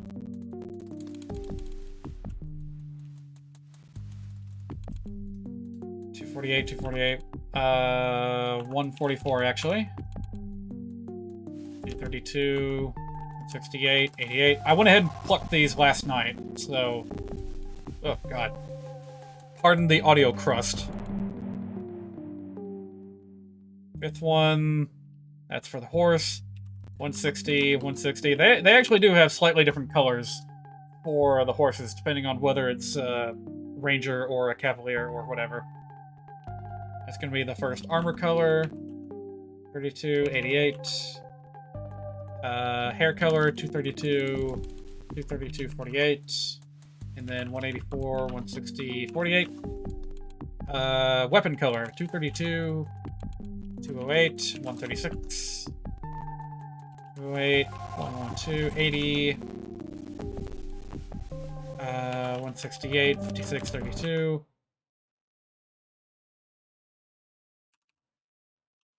88. These are also the colors of the horse, like the armor that it wears. I think that's correct. More horse colors, 224, 184, 64. Armor again, 224, 120. Did I get to the end of my playlist? Already? No, I think it's trying to load something else.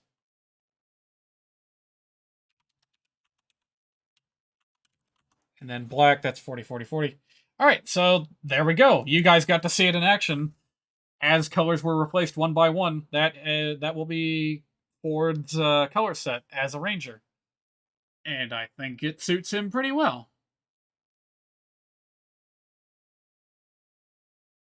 Yep.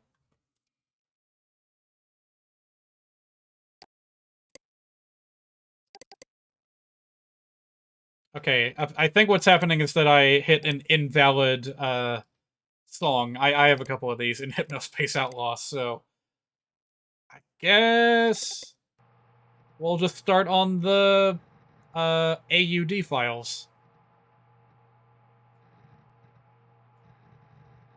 Oh, I don't like this sound. Let's listen to this instead.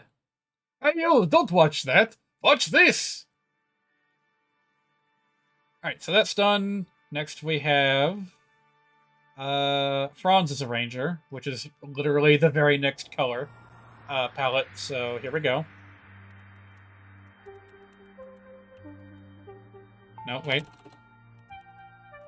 Up the gun a little bit. 248, 248, 144, 232, 268. Ugh. Got that wrong. 168 and 88. 88. 160, 160, 56. A lot of these are copied from other horse colors. So it's mostly just the hair color and the armor color that changes from unit to unit.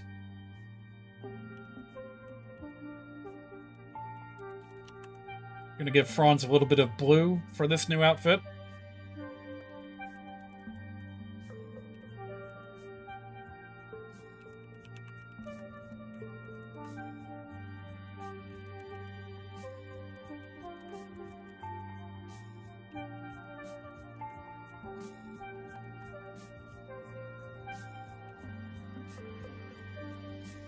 And of course, weapon color is going to be greatly favoring the color green. Armor color 2. No, horse color. The next horse color is going to be that. 184, 64. That way it's not a green horse anymore.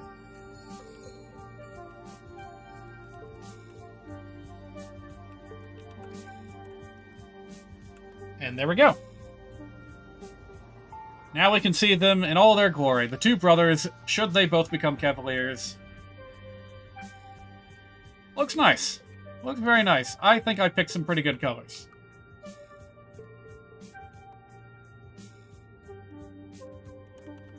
Alright, who's next? I actually wanted to tweak the colors of a few classes that aren't going to be changing all that much. It's just that the Black Knights in particular, I wanted to change their colors to be a bit darker. So it's just going to be a couple of colors per palette. So this will turn into 152, 74, 104, 80, 40, 56. There we go. It's a subtle change, but I think it'll work. Laura Shell's going to get an entirely new thing, and I need to update this because she no longer has Black Knight as a promotion class, so we're going to go ahead and do that. I guess I should go ahead and do that for... Wait. No, it's just Laura Shell and Naomi that have that. So, okay. Now I can go ahead and start writing these colors. Alright, background color is the same. White is the same. Skin tone might be the same. Not quite.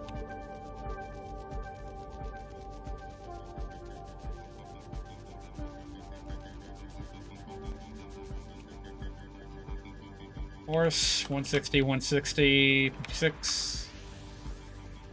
I would give the horse a different color, but that color is also attached to the weapon, and I think also the skin color, so yeah, I can't really mess with that too much. That's one of the horse colors. Armor color, 96, 168. Again, heavily favoring green. In this case, a bit more of a bluish green.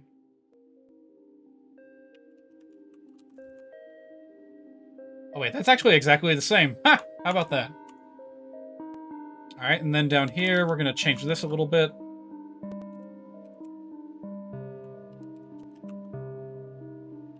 184, 184, 240, 152, 128, 216. Greatly favoring that lavender right now. 96, 64, 136. Another horse color. 184, 64. Another armor color. 184, 232, 184. Horse color. 72, 32. And I think that's it. So that's almost what La Rochelle will look like as a new and improved Valkyrie with a bow. But the cape will turn into a scarf that will veer much closer to white instead of the weapon color. I think it also looks pretty nice. Alright, next up, Loot. You are going to have your colors darkened a little bit.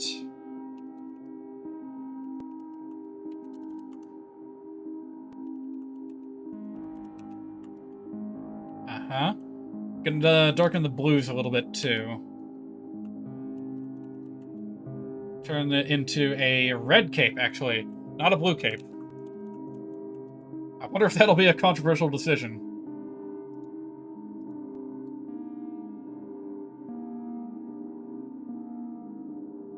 Now that I'm looking at it, is the horse a little bit green? Or am I imagining things? Hang on a minute. Let me double check the color that I put for the horse right here. Okay, I think I got it wrong, actually. This is supposed to be 120, not 160. So, oops. Gonna have to go back to Ford, Franz, and La Rochelle to change that. So that was supposed to be a 120 on that first horse color. And I don't know how I got it wrong. But yeah, there we go.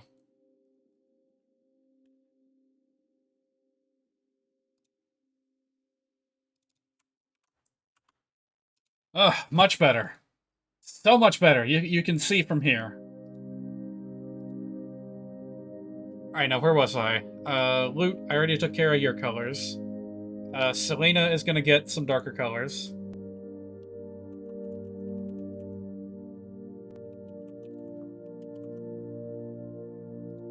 Not by much. It'll pretty much just be a black and green ensemble for her. There actually is also a generic enemy palette that I need to get to. I'll track that down eventually, but for now, let's track down Renvall. Gonna give him a little bit of a touch-up. I just find him to be too difficult to distinguish from Calm. So we're gonna make his blues a little bit more purplish. And then we're going to make his browns a little bit more reddish. He is supposed to be, like, the rich guy, so I think it only makes sense to give him a more colorful ensemble. There we go. I think that looks pretty alright. And Molder is a War Monk. That's going to be 4B. I need to change this, too. So, no, not that. This. Yeah, we need to change this to War Monk. There we go. And now I need to write these from the ground up. Such is life. So this one actually has the black and the white swapped. I don't know why. 248, 248, 248? I guess so. 192, 216, 240. These are going to be the weapon colors. Pretty standard metallic blue. Body colors. Not like the body skin, but like, you'll notice after I'm done that the War Monk design here has a kind of a skin suit underneath his robe. So for Molder, of course, that's just going to be a very dull brown. Well, kind of a light brown. Kind of just a tan.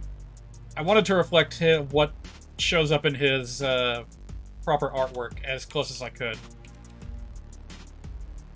Alright, there's one skin tone. There's another. And another. Moving on to the browns. Make sure everything is divisible by 8. And you'll be fine. I'm actually not sure if that's a requirement or not. I want to say that even if you don't follow that guideline, it'll automatically correct into what it needs to be anyway.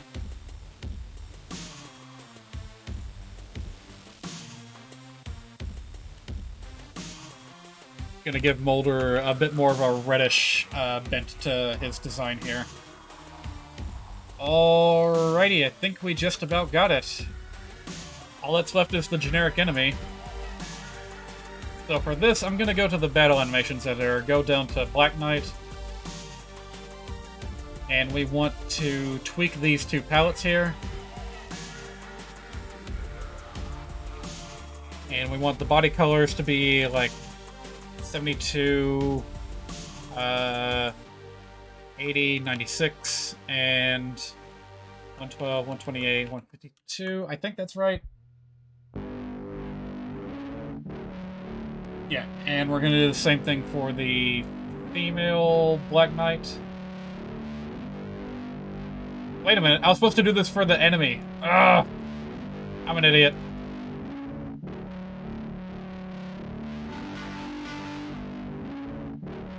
Yeah, I messed that up badly. Now we've got this weird situation here. Alright, hang on, I'm gonna fix this real quick.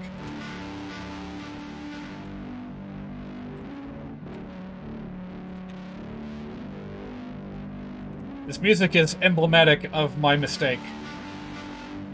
So I will allow it to keep on going.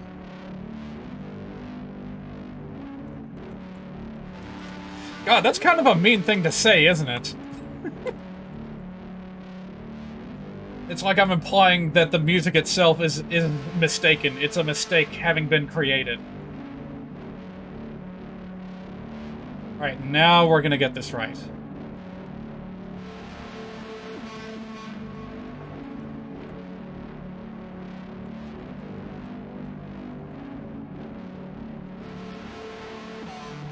Unfortunately, I think I have to do this for every individual animation, so that kind of sucks.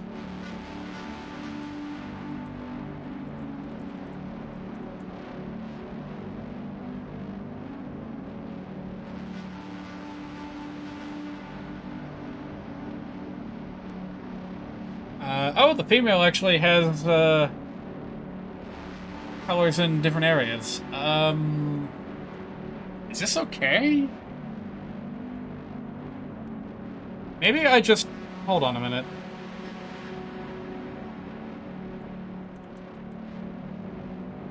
You know what? I don't mind that the female uses the red and purple combination. They can keep it.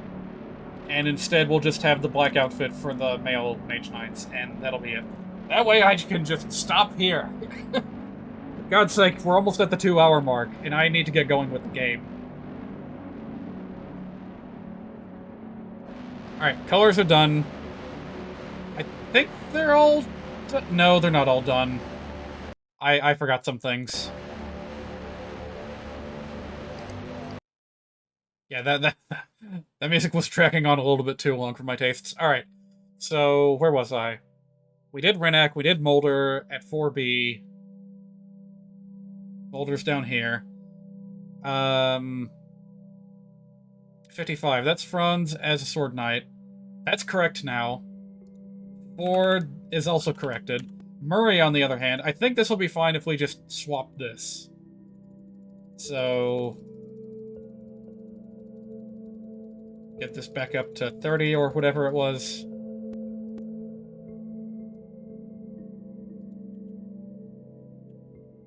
Okay. Okay, I think that's all that I need to do. If I made any mistakes, we'll find out when the whatchamacallit starts. Alright. Goodbye, Hypnospace Outlaw. Thank you for keeping me company. I can't believe I went through the entire HSM soundtrack in one sitting.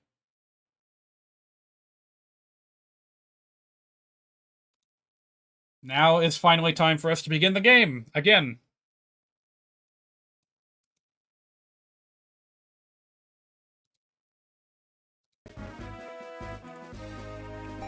Alright. Finally. Okay, as I said before, we're operating off of a new save file. This is entirely caught up. The biggest difference you'll see is that Franz here has the updated class. And I already forgot to change the text strings for the bronze and the bronze sword and the bronze lance. We'll just have to deal with it a little bit longer. Chances are high I'm gonna find more weapons down the road that have names that are too long anyway, so we might as well just deal with it for now.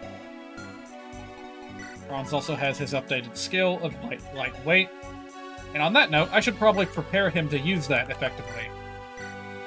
So I'll give that back to Joshua, and we'll just have Franz hold these for now.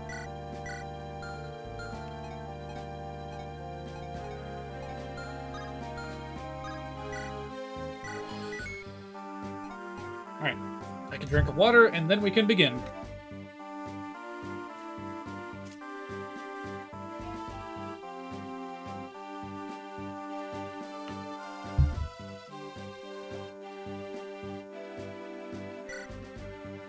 So, Renvall.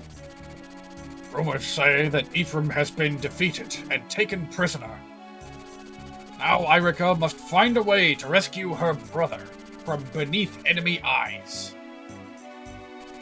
Irica's company rushes towards Castle Renvall, where Ephraim is being held. Surrounded by lakes, Renvall is a natural fortress, all but unassailable. A lone bridge held by the enemy is its only entrance. Irica only has one choice. Irica decides to confront Grado's soldiers head on.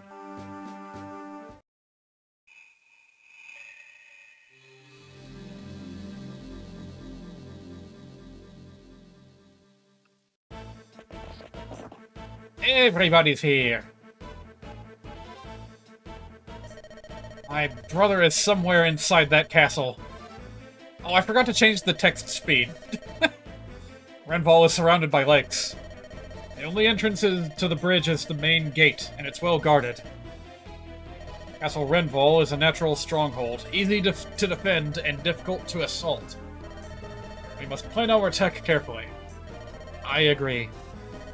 Princess Irica, please allow me to fight beside you. My elder brother, Ford, is in there with Prince Ephraim, Sir Kyle, Sir Orson. Let me help you set them free. There is nothing to discuss. We will fight. The hour of your reunion is not far off now. I am yours to command, Your Highness. We're with you all the way, right, Dad? Don't work yourself into a lather, Ross. In the heat of battle, a good warrior remains calm, where lesser men do not. You need anything stolen? I'm your man. Of course, my blade's no joke either. I'm sure I can help you, if you'll let me. I'll keep myself safe. You can't possibly consider fighting without my genius at your side. I have yet to repay you for helping me fight those abominations. Please, let me stand by your side. A while longer. This has trouble written right all over it.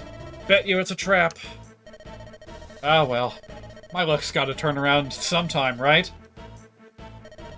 May the sacred light surround us and protect us all. Well, Princess, let's prepare for battle. Brother, I'm on my way. Let's go. Yeah, I definitely need to change the text speed. It's kind of cool letting it play out all dramatic and slow like that, but it's too slow. I need a setting just a notch below the maximum speed.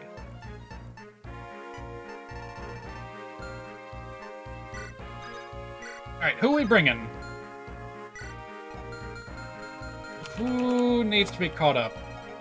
You know what? I'll bring Mulder out for a change. Artur Garcia. Yeah, this will be the B team that gets to embark on this mission. Maybe Ross, but I'm gonna try not to use him too much. I guess I'll bring you two. Vanessa, Gilliam. Yeah, I'll bring all you guys. Actually did use the arena a little bit off stream, so I'm well supplied with money and EXP. I tried not to abuse it too much. I think it'll be fine to let Joshua keep the ruby sword for now. Oh yeah, let's check the weapon descriptions now that everything's been updated.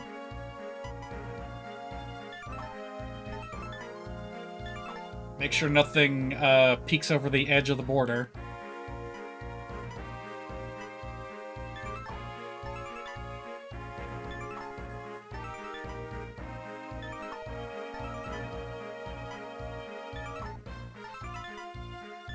It feels good to have everything come together like this.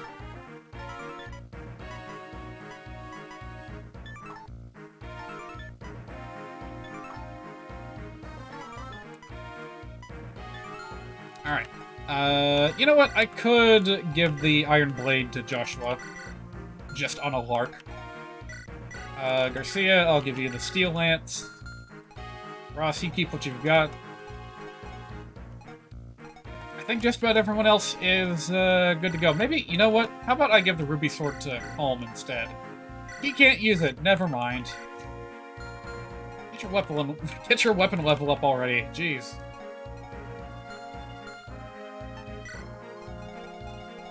Alright, so an advantage to making Ross into a pirate is that he can cross rivers and just go ahead and assault the fortress up there, no problem. I'll have you guys worry about this side up here. And, oh right, I need to give the staves. Hand them over from Natasha to Mulder. Also, I do have some backup staves for once. And by that I mean I have one backup staff. I hope I don't get into a position where I need to buy these at an inflated price. Oh, that's kind of cool. Look at that. The Fire Tome is way cheaper than its counterparts. Just like in the base game.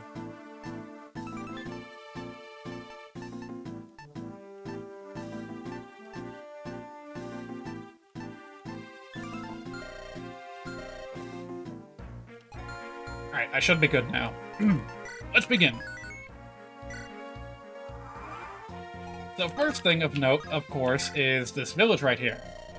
Tyrando's the new master of Castle Renvall. He's supposed to be an adjutant to General Walter of Grado.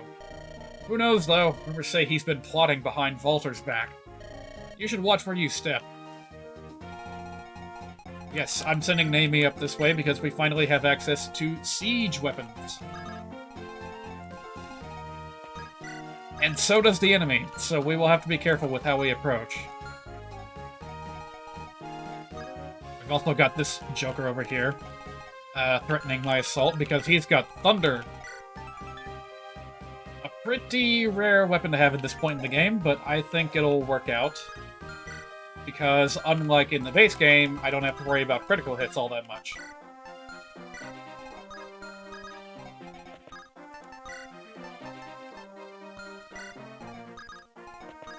Alright, you three are the masters of your respective weapons, so you go and do what you do best. And Vanessa, I will keep on standby to deal with the mage hiding out up here.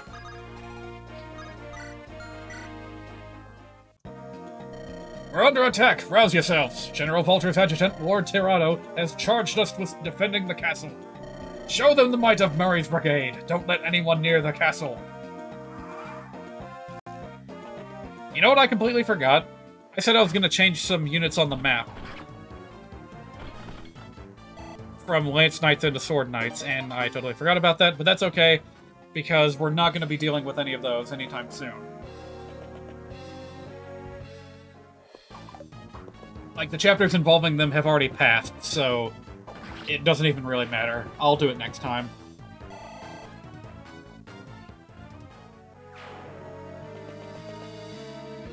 Although I am going to go ahead and make note of it.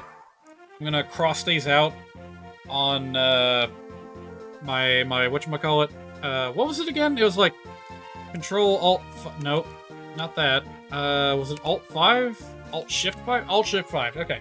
Alt-Shift-5 is strike through in Google Docs.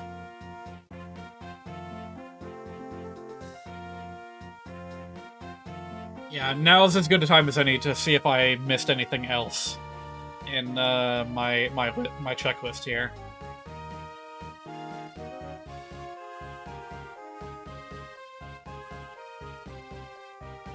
Okay, alright, I'm good to go.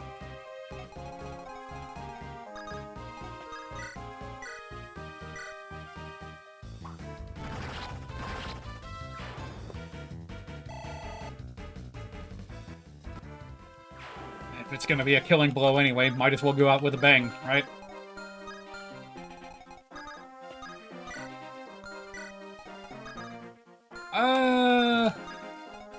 Yeah, I don't want Gilliam going in there just yet. That's the Thunder Zone, and he's very vulnerable to it.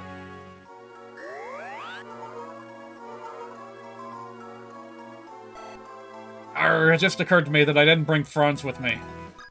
So I can't check on whether or not his palette has been corrected yet. Alright, we'll keep calm in the bushes here. Keep calm and carry on. Vanessa, you can do a hit and run like this.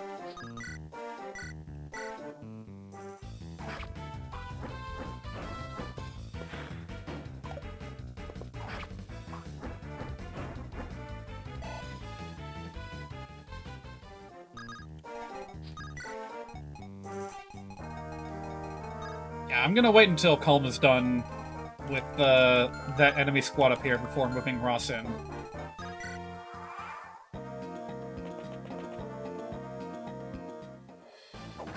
Oof. Man, I gave Garcia a sturdy stance, and he still took that much damage.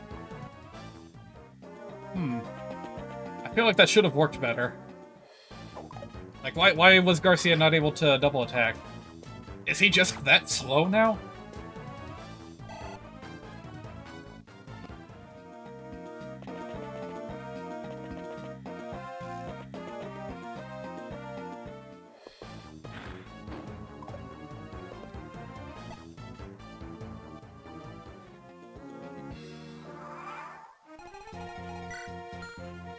I barely need to worry about that guy at all. It's this fellow that I need to keep an eye for. You know what? Maybe I should just let Garcia get the kill here. But seriously, how is he not faster than this guy? Oh. Well, go figure. I guess Garcia needs a bit more speed to level up with.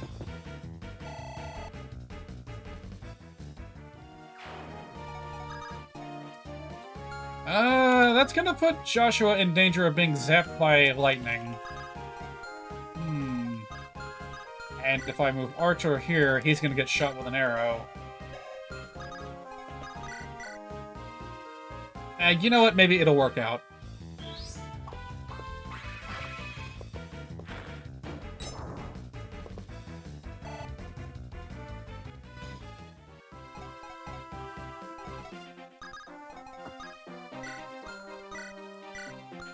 Alright. Attack Gilliam at your own peril, dude.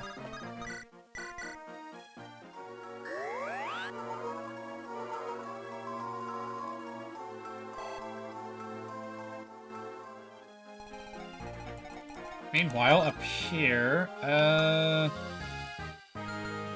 think Vanessa can handle the mage on her own. Sorry, I meant Naomi. Blech. Getting my tongue all kinds of twisted today. Oh yeah, she's fine.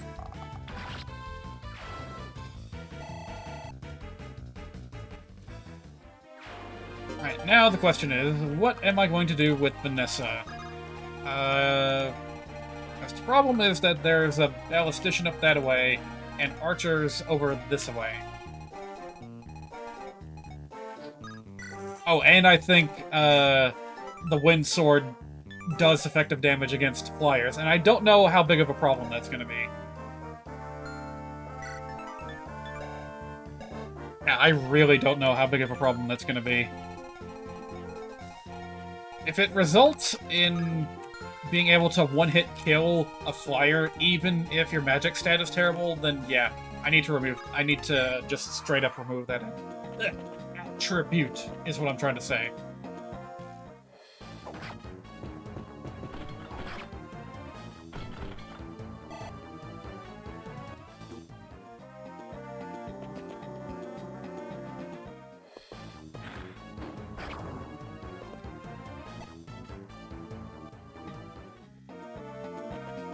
Oh shoot, I left Irica wide open, didn't I?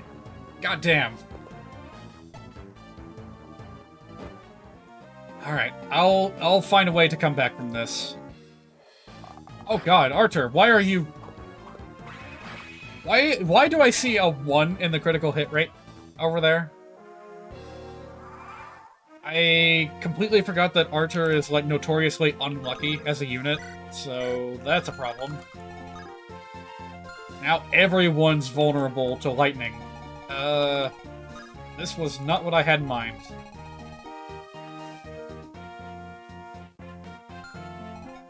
I'm honestly thinking of just letting the mage live, because I don't really worry about fire all that much. Alright, Joshua, you take care of this.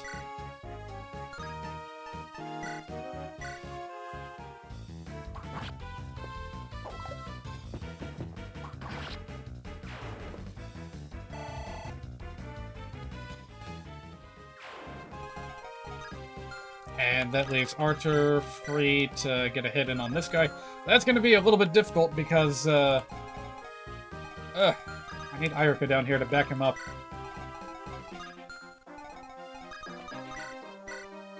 Alright, now we actually stand a chance. I wonder, should I just go ahead and move... Nope, that'll put him in range of the Axeman. Alright, hope this works.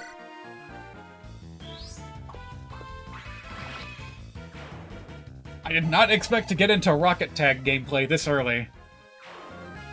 Alright, everyone else just stay put. I need to draw that mage away.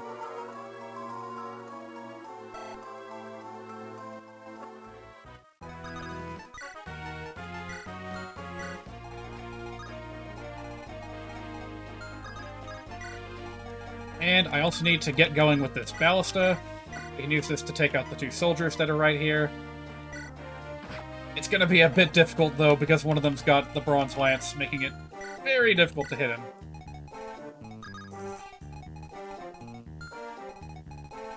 Yeah, let's approach with caution. I think we'll be fine if I leave her here. Yeah, okay.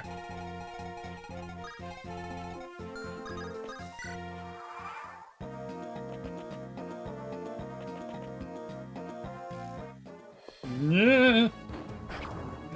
Not so good. Get that Thunder Mage the hell away from me. Thank you.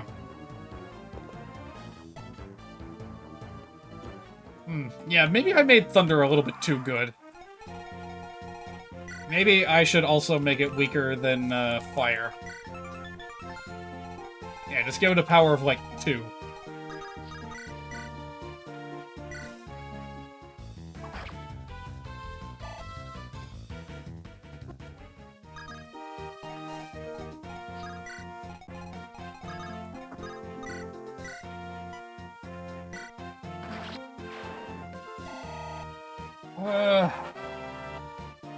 Alright, you know what? I think it's fine. I think I can handle this. Because Calm's right here. He's in range to steal that ring. That's the entire reason I brought him over here. And now what I'm gonna do is pull off a hasty retreat by rescuing him. Okay, I think we're finally back on track.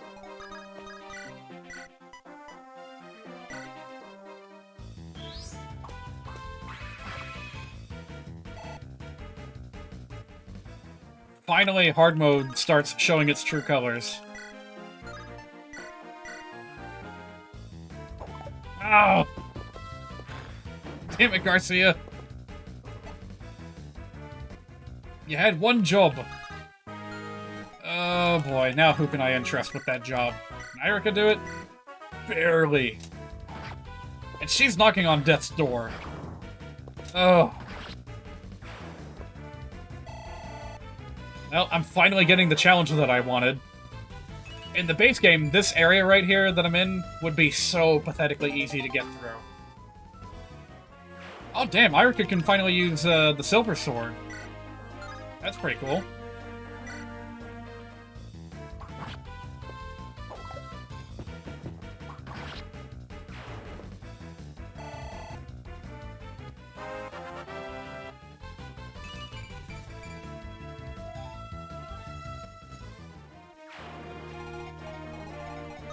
Be keeping an eye on you.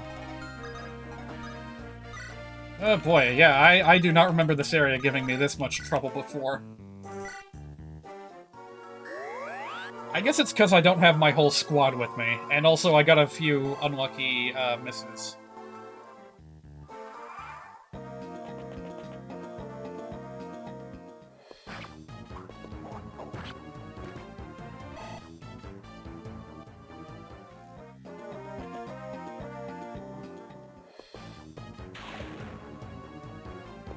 I think I got this. I think I'll have Ross take out the mage. And then we can finally be done with him. Or maybe Vanessa can do a hit and run. She is fast enough, but unfortunately she can't quite pull off. She can't seal the deal.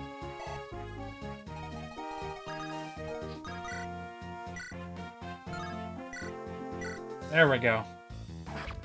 Boy, did I do this? I don't remember making the mages tougher, but this one has been a bit of a pill.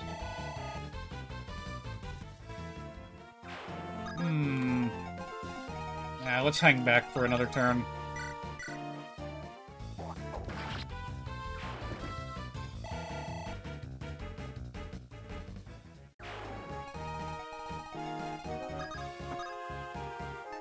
Ah, whatever. We'll go through the woods. Doesn't matter one way or the other.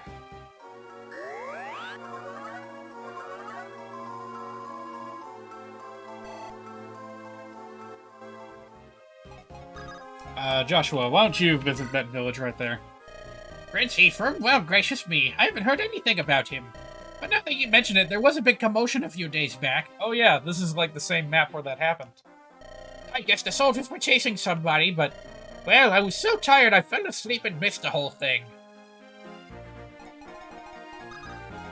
Well, that doesn't tell us much, does it? Ephraim may or may not still be out there. Uh-oh.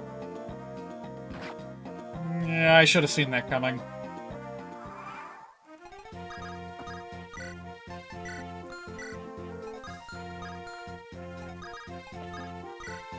Alright, this is gonna get a little bit hairy, but I think we can handle it. Especially once my reinforcements,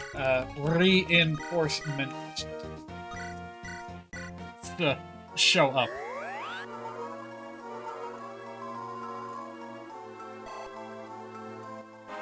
Finally got a level up from Mulder. I think this might be his first one. Because he starts off at, like, level 4.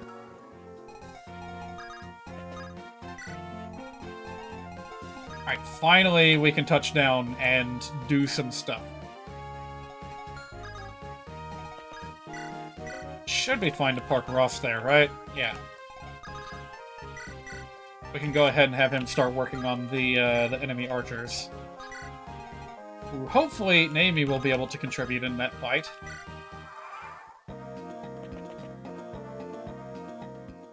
Alright, show me what you've got!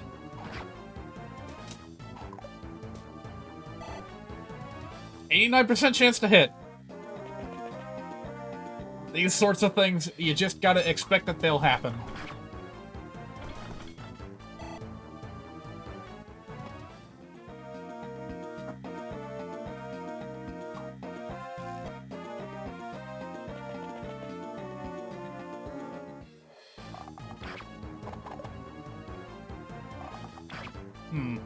You know what? I should have expected that that would happen, but doesn't matter. Point is, Archer's here. We can deal with them. Actually, even Calm might be able to do some decent damage, thanks to the, that whatchamacallit skill that he has. but I don't want him to get the kill. I want Vanessa to get it. But yeah, that opportunist ability certainly does come in handy.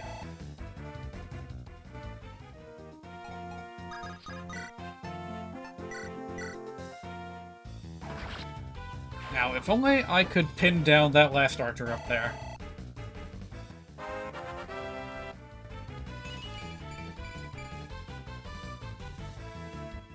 I feel like Vanessa and Irika have been getting, like, ridiculously good level ups.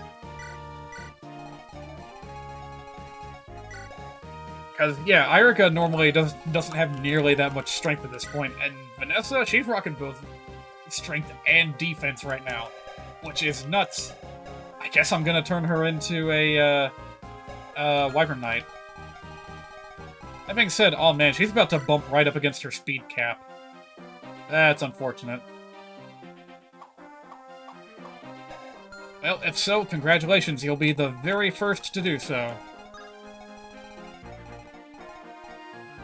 Now, what am I going to do about these guys? It's not going to be easy carving my way through them.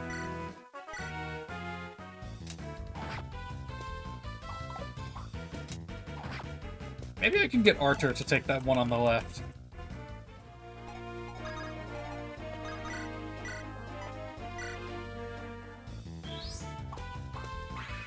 Yes! There we go. These guys are really hard to hit.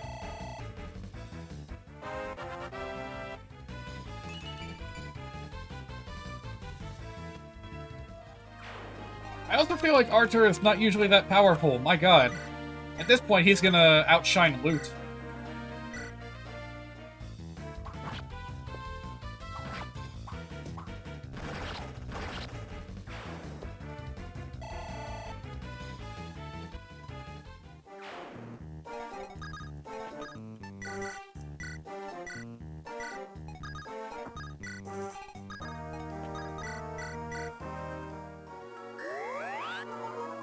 Nearly got this chapter done. Oh, right, I forgot that he could do that. Right, that live to serve skill. Well, that'll certainly serve him well after I get him promoted. Which I hope to do during this campaign. Ow. And this guy's being a real jerk. I think I'll send Joshua up there to take care of him.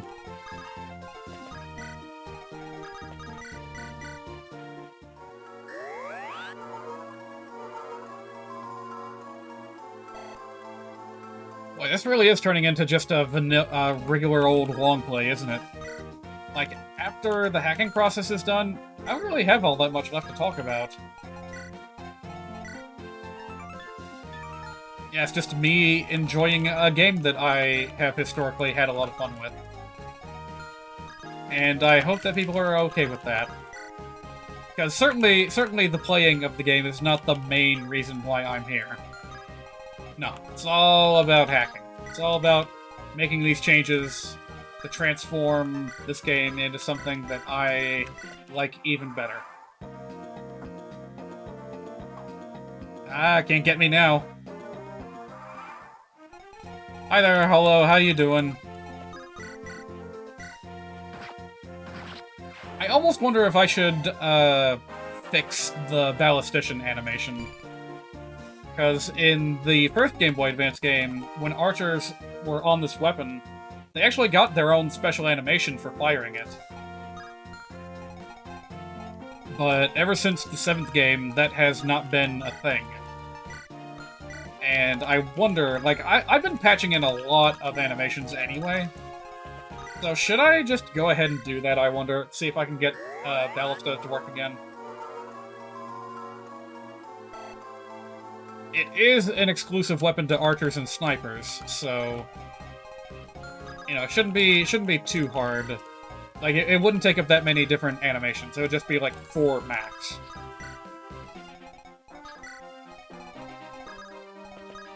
Well, anyway, as you may have noticed, I have not been in the game for very long. Honestly, at this rate, it took a while to implement the changes that I wanted today. so I might call it quits after just doing 2 chapters. I mean, they're pretty long ones. I'll probably have hit the 3.5 hour mark by the time I'm done.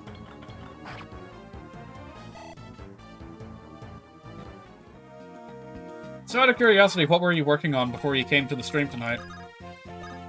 More artwork, I take it?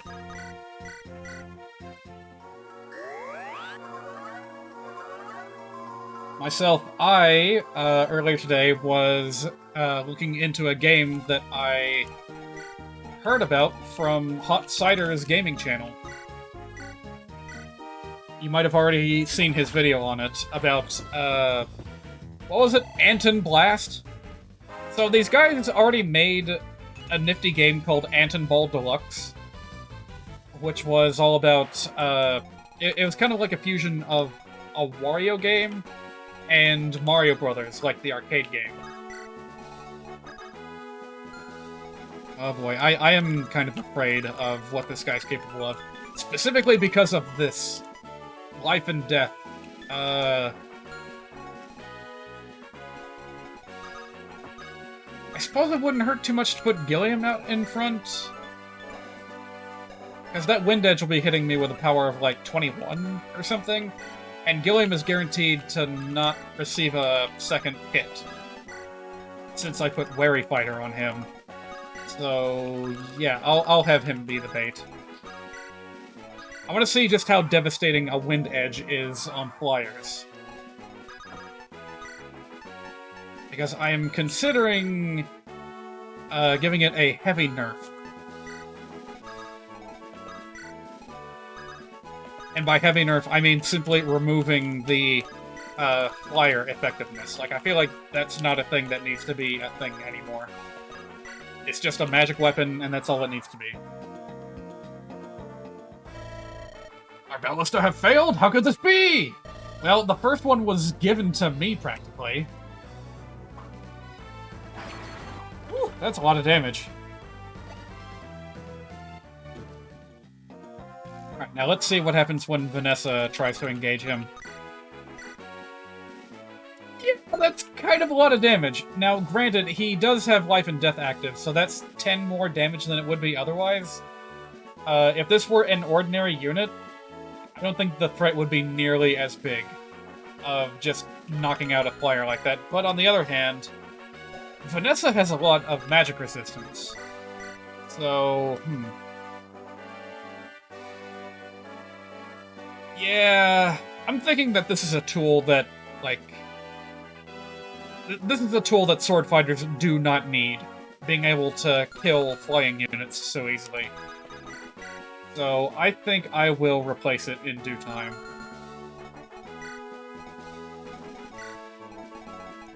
For now, I guess I'm gonna give the kill to... I could give it to Gilliam. That could be alright.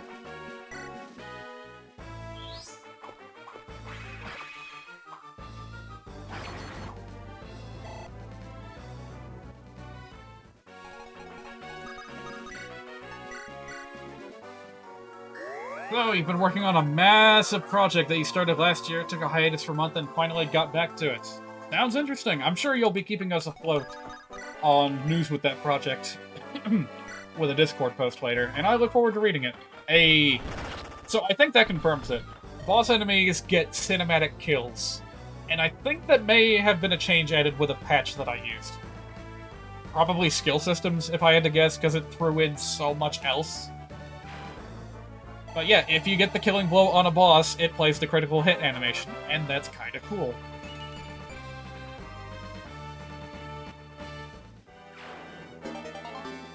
Alright, well, mission compris.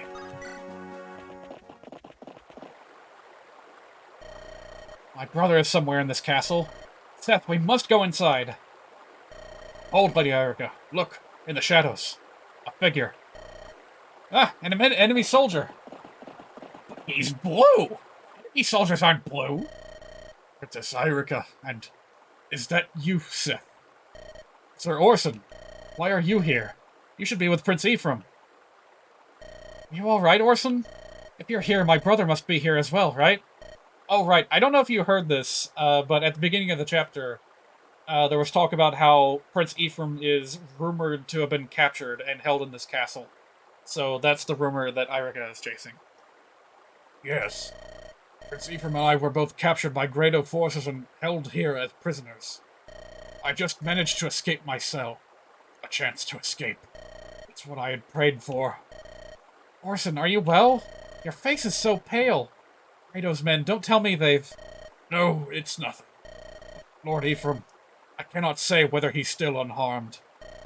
What? Where is he? Where's my brother? If he lives still, he will be in one of the deeper cells where I was held. Head down this corridor to the dungeons. Quickly, before reinforcements arrive. Thank you.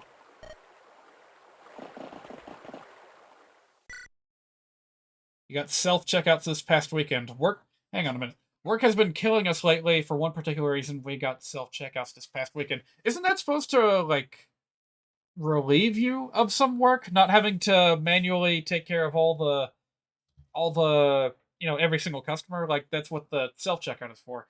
Unless you mean you had to help install the self-checkout machines, and that's where the extra burden came from. In which case, that makes sense. In fact, I should have made that my first assumption. It's a trap!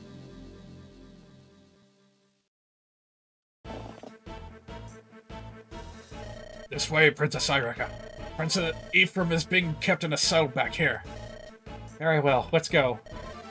Sir Orson, how long ago were you taken prisoner? Some 2 weeks past. Prince Ephraim and I were forced to surrender. We've been held captive here in this dungeon since that black day. Did you gain any news from your captors during that time?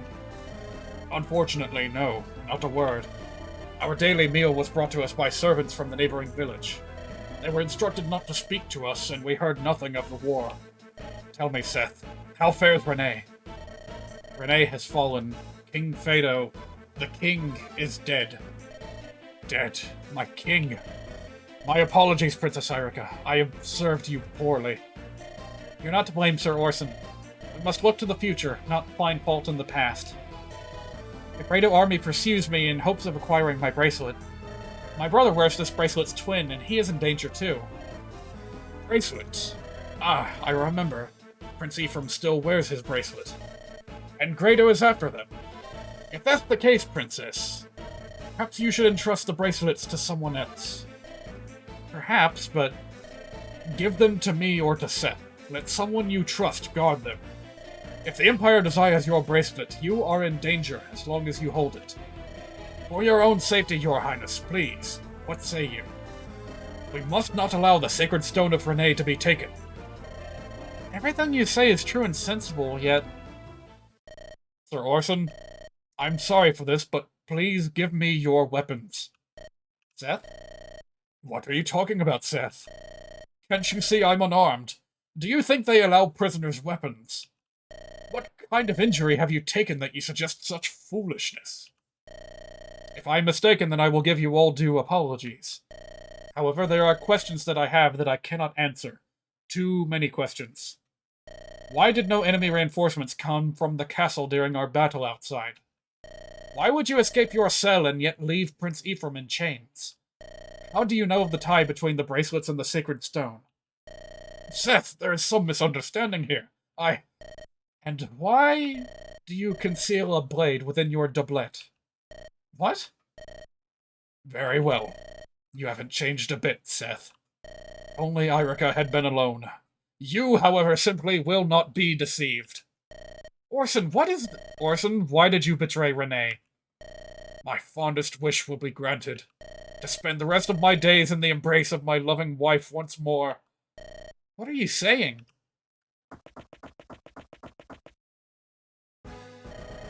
That's enough. You've done well, Orson. I'll take over now. You may return to your beloved wife. Orson is not well.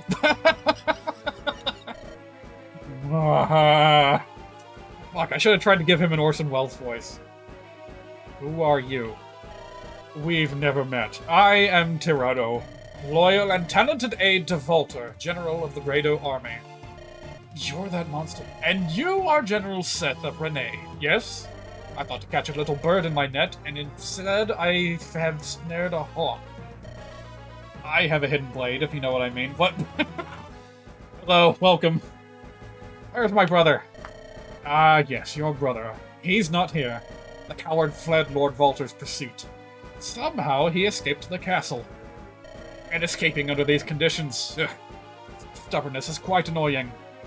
If it was my cunning that led us to turn this unfortunate blunder to our advantage.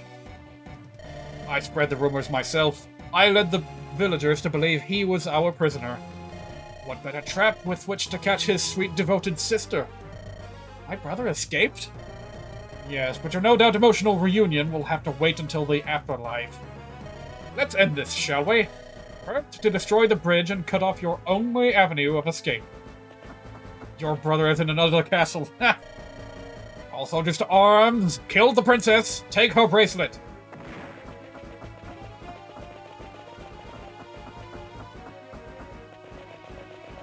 Wait, it takes a while for you guys to file in. It's a Sayaka, we have to get away from this place. How? The bridge is gone! I'm pretty sure that's Fire Emblem shorthand for damn. By the way, I just realized that I have GIMP open still, so I'm gonna go ahead and close that. I had to make a change to a sprite that I added earlier. Brother, I'm so sorry. Alright, now we prepare for battle. So what was that you said about the self-checkouts? Hang on. Getting self-checkouts equals you lost 3 registers, which means less hands on deck? How does that make sense? You should theoretically have 3 more hands on deck. Combine that with the fact that you're one of the few competent employees that's increased your workload per day. Now that these self-checkouts have been around for a few days, you've reached a conclusion. They are not that useful in wealthy areas where most of the customers are elderly people who like to shop with full carts, not a few items. Oh, I see. As some special jewelry for an entire castle needed to steal it. Well... I was about to pull up... I was pulling up Ayurika's inventory as if the bracelet was in her inventory. No, just assume that it's on her person. Alright, so we're bringing in you guys that I left out in the last battle. Archer, you're in. Garcia, you're in. Calm, you're in, because we need a thief. Well, gee, maybe we don't need Seth. We're gonna be getting new Cavaliers on this map anyway, so... How about instead we bring, I usually like to split, the party into 2 areas, so I'll send Mulder one way and Natasha the other way.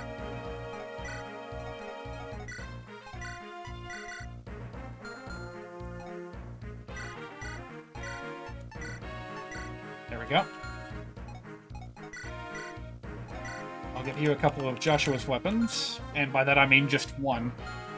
Less hands on decks because they're scheduling less people each day now. Oh, I see, I see. Well, that's a bit backwards if you ask me. Yeah, I would personally see that as an opportunity to... Like, if you're losing 4 registers and you've got 4 people that will not be manning them anymore, in theory, assuming that each register is filled, then even if I were doing that as like a cost-saving measure so that I wouldn't have to pay for more people, I would at least keep 2 of those. I would at least keep half. And keep them around to help catch up on other tasks that no doubt the store is behind on. Yeah, I don't think I agree with the way that your store is doing things, but, you know, that's hardly news. That's hardly news in this modern work environment. Okay, we don't need this.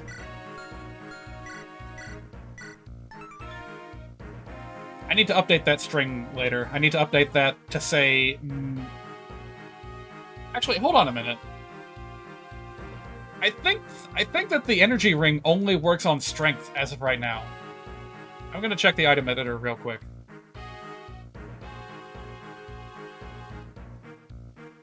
So not only do I need to update the text string, I also need to update the actual stats that get boosted so that power and skill, so that strength and magic will increase simultaneously. I think that's only fair. Because so very few units in this game actually use both their strength and magic. So anyway, we got that taken care of.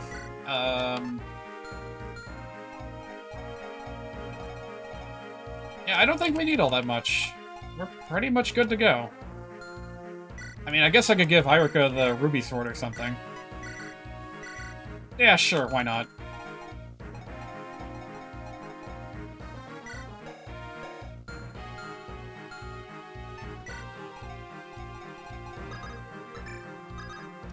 I'll put Gilliam up front, send him up north, along with Garcia. In fact, I could just let Garcia, like, sit here and annihilate everyone standing here.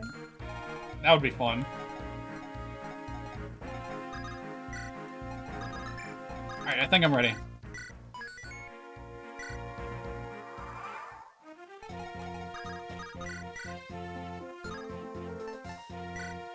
Yeah, this will be no problem.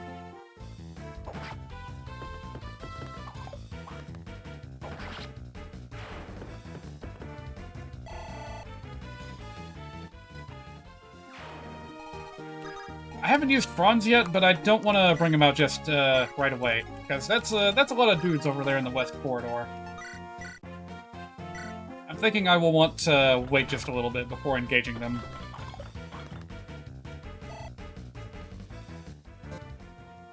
So, boy oh boy. So all that's going on with your workplace, Hollow, and you're about to transfer. I wonder what's going to happen after you leave. Actually, hang on a minute. I take that back. I know exactly what's going to happen, and it's not ideal. What's going to happen is that all the oh shoot! I don't think I should have put. I don't think I should have put Calm there.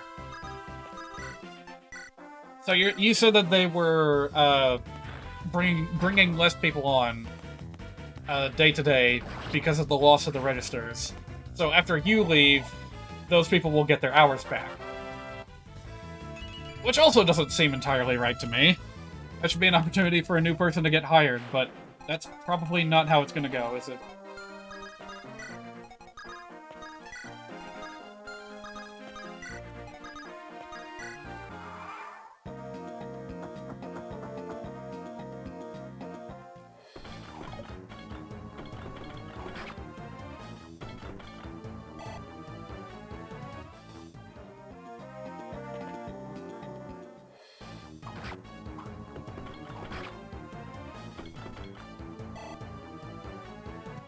Tons of new people will get hired because all the old people keep leaving. Oh, is that what's going on? Oi, that's a lot of damage. But you left yourself open, slow-mo.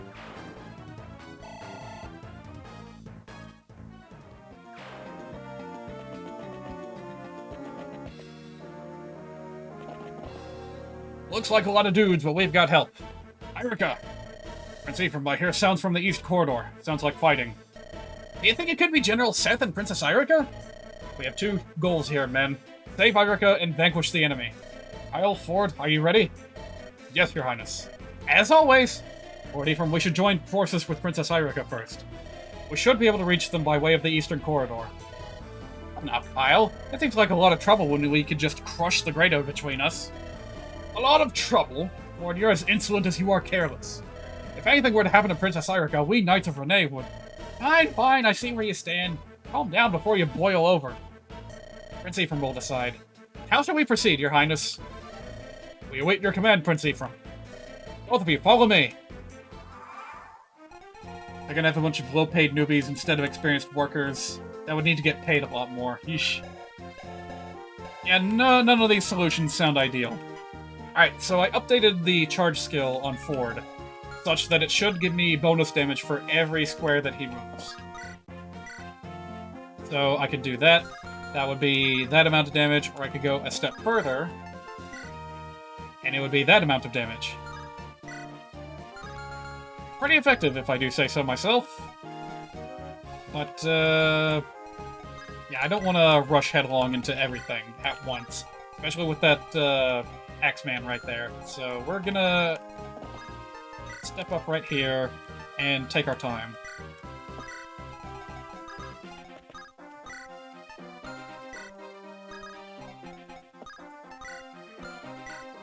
Yeah, I need to reunite with Hyrika ASAP, because Ephraim's carrying a silver sword, and Irika can use it. How did the ROM hacking process go today? A little tricky. It took me a while to figure out how to actually get new animations onto the characters that I wanted through patching. Turned out that the solution involved attaching the new animations to unused classes. So there were 2 NPC classes that had no animations attached to them. So I stuck them there. They'll never be used normally, and then I have the patch, like, using pointers to specify, hey, this character in this class uses this specific animation rather than the normal one. So that's how that went. Are any of these guys carrying a chest key? No. Well, in that case, I think I'm going to send Calm up this way.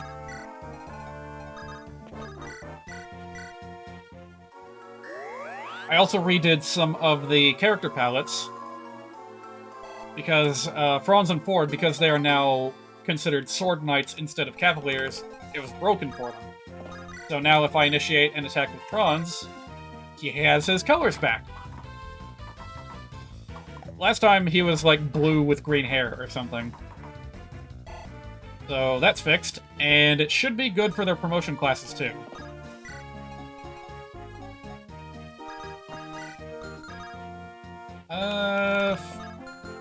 Now you go ahead and get a poke on this guy.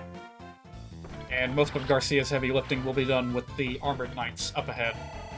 Which, one of them, I assigned a Guard Lance, which will make things interesting. I'll make him damn near unstoppable when he's defending. But, again, we'll see. I'm eager to find out. Also, I really love the graphic that I came up with for it.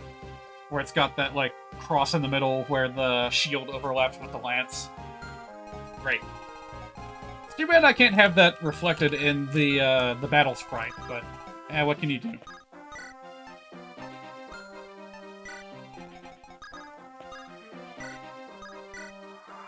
Wait, did I forget to move Ephraim?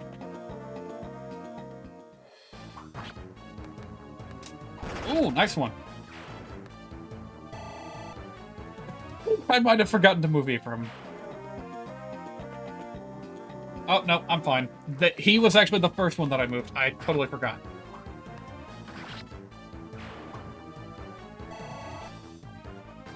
Some other changes that I added will be very apparent after I get my turn back. I added text descriptions to every single weapon, and it was much easier than I thought it would be. Because, as it turned out, every single weapon already had a unique text string attached to it. It's just that most of them were blanked out and replaced with nothing. So it looked like it was a nothing string being attached to every weapon. But no, that made it to where I could recycle strings, I could write over new ones with the greatest of ease. It was great. And now I have descriptions, like, I have template descriptions for iron weapons, steel weapons, bronze weapons, if I can find one, silver weapons too. And now that they've been updated, you can get a preview of what the stat modifications are before you equip it. Because it's a little bit cumbersome to equip something and then just keep scrolling back and forth to the status screen to see what changed. So, I think I'm doing pretty good here.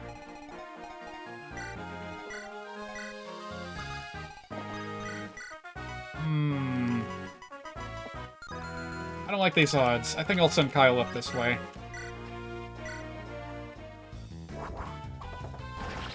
Thorough. Yeah, thorough is a good word for it.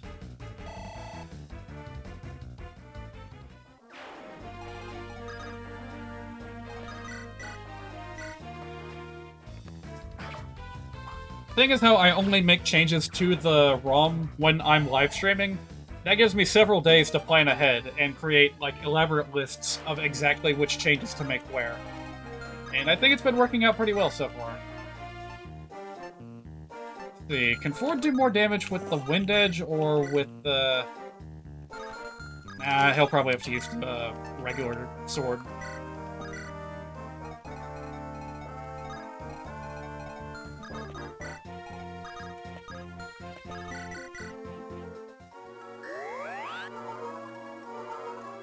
Yeah, after this point, I think most of the changes I'll be making are, you know, to the units that appear on the individual maps, and finishing those sprites that I need to draw for the new Valkyrie class. Alright, Garcia, you ready to do battle? I don't have a hammer yet, but he should be fine with the Emerald Axe. You've gotten an itch to stream Bioshock. Ah, interesting.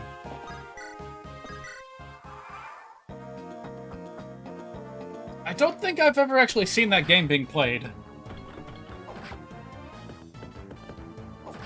Well, so much for that guy. Yeah, the Guard Lance's benefits don't apply when you go on the offense. Oh man, Garcia's about to annihilate everyone in this room, I think.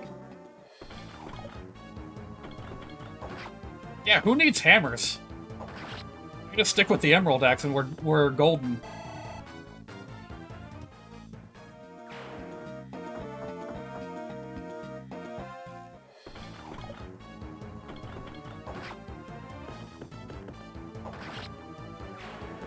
Who knew it would be this easy? Axe bonk. Yeah, this Axe Fighter animation has been in since the very first Game Boy Advance game. And honestly, I think it's a little bit cheaply made, because it's basically just the same dude, like the same sprite rotated 90 degrees when he collides with something.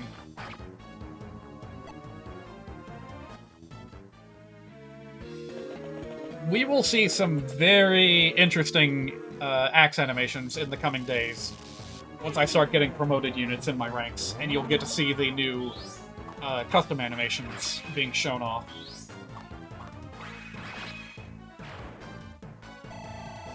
Which, again, I probably don't need to say this, but I didn't make any of them. I have plans to make one, and that'll be pretty much it. The rest of them were very well made by other users of FEUniverse.com or .org, whatever it is. I think it's pretty much fine to use it as long as you credit them, so that's what I did.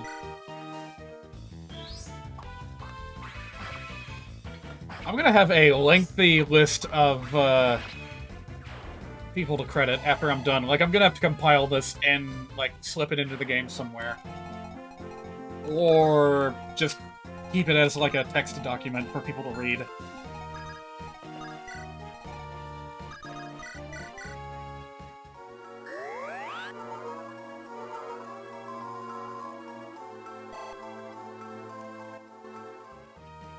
I really want to get Mulder leveled up so I can get him into the Warmonk class. It's going to be all new to this playthrough, and it's going to be cool, and I can't wait to see it in action. You know what, Loot? Still not fast enough. Shoot. She needs one more point of speed before she can double attack anything with Hellfire.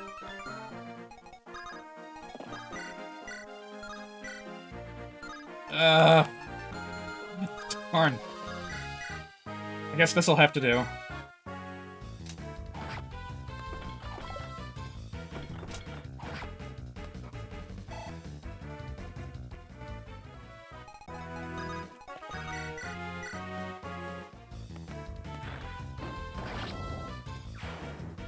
You know, one thing that I meant to check for, like one thing that I really need to test for, is seeing if I can change the elemental attribute of the Wind Sword. Because right now it's being treated like light magic, which is not correct.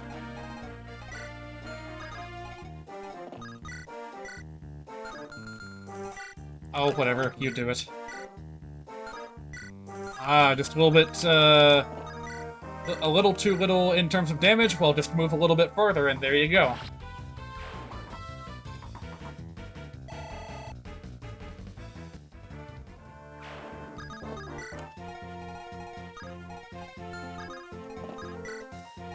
Alright, so on my next turn, when the mage gets closer, I'm gonna send Ford out with the Wind Edge. Like, I'm gonna make a quick save, and then make a modification, and then see if this works like I think it does.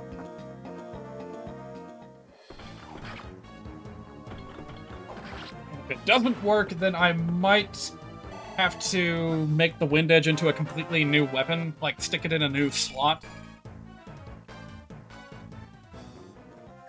Or, well, I'm still not sure how that's gonna work. Like, if I do that, is it going to discard all identity as a magic weapon? I don't know, we're about to find out. That was a lot of nonsense I just said.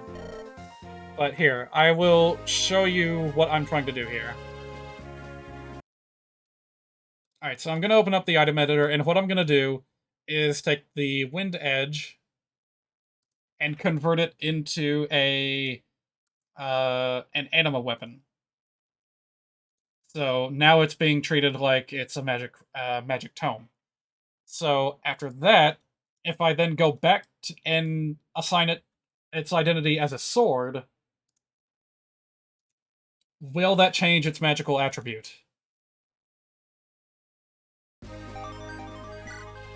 We'll be able to tell if Ford gets no weapon triangle, advantage or disadvantage against this mage. I think it worked! Holy fuck, I think it worked! Hang on a minute. Let me... Just to prove it, just to prove that this is how this works, because this is not documented anywhere. I came up with this theory by myself. Now we're gonna make it into a dark weapon, and then back to a sword. And then we're gonna go back into the game. And now Ford should have the weapon triangle advantage against that mage.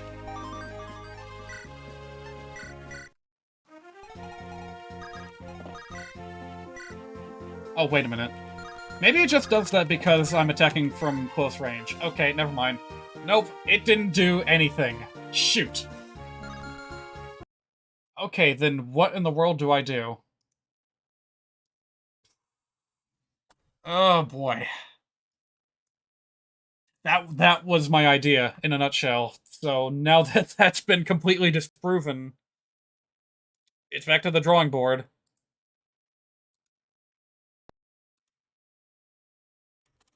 Yeah, if anyone out there is familiar with this editor and knows how to change the properties of a magic weapon, please let me know. Again, worst comes to worst, I will just map this to a completely new item slot, and hopefully that will treat it as, like, non-elemental or something.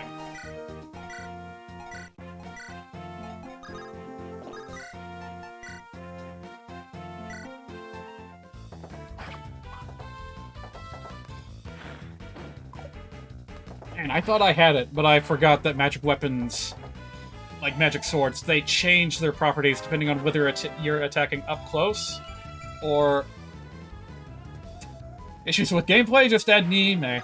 Niime is the best Jagan. Hello, what's up? Hey, speaking of the devil, I don't suppose you're familiar with the FE Builder GBA engine, are you? Speak the narrator? Because I've run into a bit of a conundrum. In that I have a magic weapon that I swapped from being, like... I wanted to make this... This was originally the Light brand. And I've converted it to the Wind Edge to cast the basic wind magic spell. But the game is still treating it as light magic for weapon triangle calculations. So I've been busting my brain trying to figure out... You're trying to learn it to make your own hack? Well, I hope that this stream series that I've been doing is helpful to you. Because I did this pretty much from the ground up, like from a base ROM, and documented the whole thing on stream. So if you would like, feel free to check out my Stream Archives channel on YouTube. It should be just below the Twitch player. And maybe that will guide you in the direction you need to go to get familiar with the basics. I didn't really structure this like a tutorial, it's just that It's just a thing where every change that I've made has been documented live.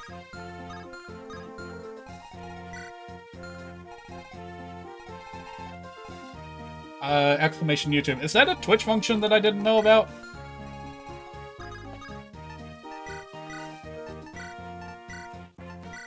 Or did you like try to post a link or something? Which I don't even remember if I've allowed that to general users in my chat room. I've been meaning to.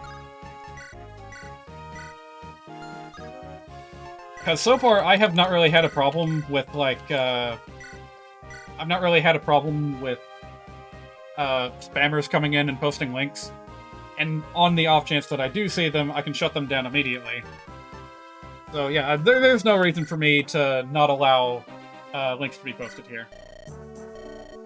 Oh, right. Brother, sister, it's you! You're alive! You're all alive! We're all alive. After we escaped Renvall, I thought I'd strike a blow against the Emperor himself.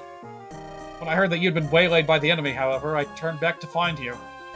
Looked like my timing was impeccable. So sorry, the irony is that I was trying to rescue you. All I did was interfere with your plans. What are you talking about? You came to help me, did you? Didn't you? Your efforts alone are enough to inspire me. Come on, Erica. The enemy awaits. Alright. I'm pretty sure there's a similar conversation later in the game where, like, nothing happens. It's just like, oh, brother, there you are. Hold on a minute, there's enemies about. And he just leaves. So that command was for Nightbot? I see. Oh, by the way, we got a Discord server. Yes, but it's not really primarily built around ROM hacking. I'm sure that FE Universe has a lot of resources for aspiring ROM hack people, such as yourself. So if you want to get into that, I would recommend looking for FE Universe first. But if you want to hang around with me and Hollow Bastion there, we have our own Discord server where we hang out and basically just watch shows. Like, on weeknights, that's what we've been doing with our streaming time. Not tonight, but like tomorrow, for example, I'm going to be showing episodes of The Adventures of Sonic the Hedgehog. And that's kind of the routine we've been having, and I think it's been pretty fun. So if you'd like to be a part of our Discord server, just go ahead and ask Hollow Bastion. He's the one that operates it, and we'll see what we can do.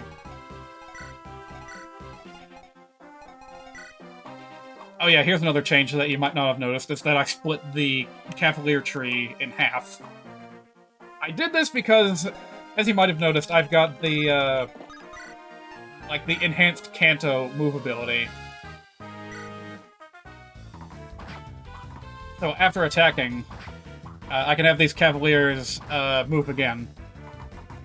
And being able to do that while also having 2 weapons in a base class seemed a bit too much for me, so I went ahead and split them. And this works out a lot closer to how it works in Path of Radiance.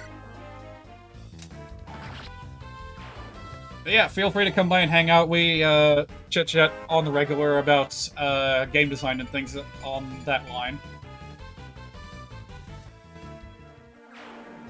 And we have a little brainstorming room where we, talk about ideas that we're trying to, like, creative projects that we're working on. Me, I've got this ROMhack project. My friend Hollow, he's got all kinds of art that he's working on. Probably going to be putting together a YouTube video in the near future. If I had to guess, correct me if I'm wrong.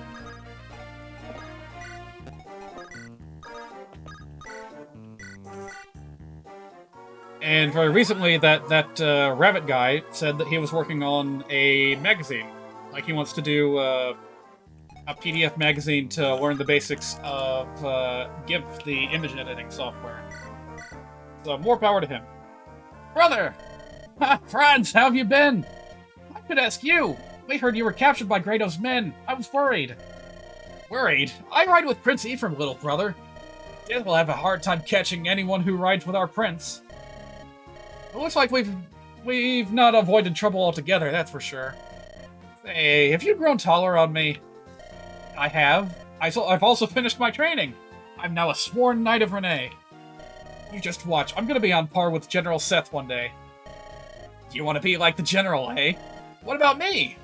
Oh, I still want to be like you too, brother.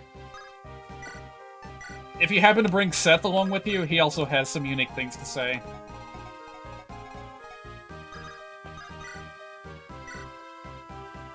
Everyone you talk to never uses Ford. Well, one of the differences, one of the changes that I applied to this copy of the Sacred Stones is a huge patch called Skill Systems that allows you to assign, like, personal skills like you've seen in future Fire Emblem titles, you know, on a per-class and a per-unit basis, and it's really, really cool. Comes with a ton of stuff by default.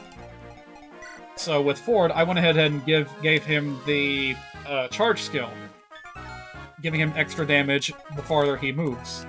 And his partner Kyle has a similar ability that reduces the damage he takes in combat the further he moves. Again, really, really cool stuff. I was ecstatic to find out about all of this.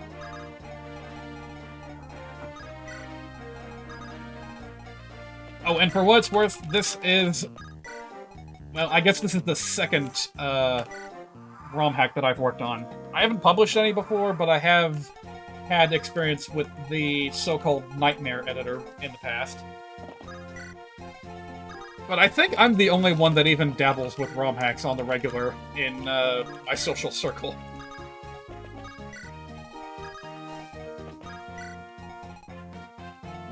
Do the skills stack, or is it, like, per turn? Yeah, go figure with the Twitch chat, interpreting anything with a period as a link. I'm pretty sure that skills can stack with each other. So if I were to hypothetically have both the charge skill and the outrider skill on the same character, then they would both take effect.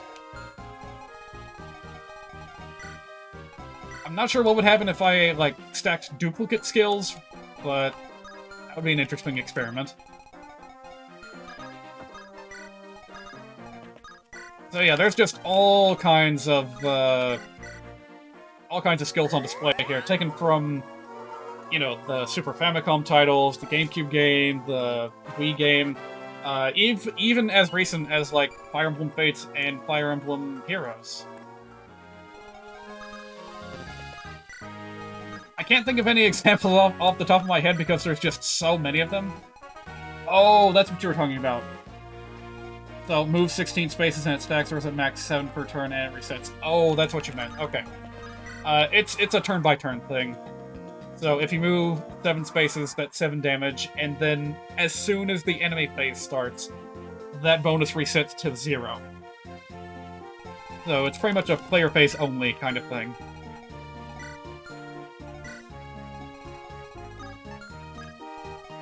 Alright, what I always do when these thieves show up is try my absolute hardest to steal their lockpicks. Let's see if I can pull it off.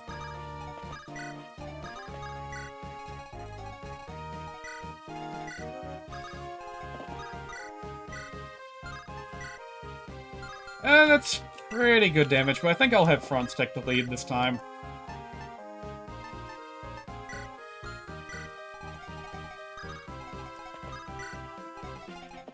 I wonder if he gets a passive bonus for being next to his brother like that. That'd be kind of neat. I know that future Fire Emblem titles did that, at least as far back as Path of Radiance, but I don't know exactly which game started that. Trying to do a Fire Emblem 6 Super Randomizer. No skills, just random everything. That ought to be fun. I have dabbled with the Fire Emblem Randomizer before. I've done it with Sacred Stones, and I actually shared the story on stream last time, like last Saturday. Like the first time I tried doing that, I got Ephraim as the main ward, and his class was a zombie. And to add insult to injury, his movement was reduced to where he could only move like 1 or 2 spaces per turn. It was ridiculous. Marcus was a Falcon Knight and died in Chapter 3. Oh no. Yeah, Fire Emblem 6 is kind of hard. I don't think I've ever even tried the hard mode in that game before. Hang on a minute. Oh, Calm, you're too slow. I can't steal from the thief because... Oh, man. Your lord is literally just... Oh, poor Roy.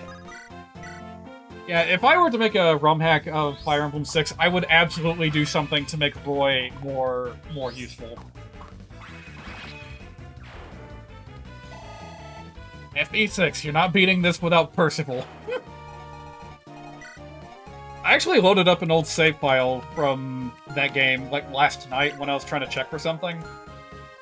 And it had turned out that, oh, this guy just spawned and attacked me. I didn't even realize that.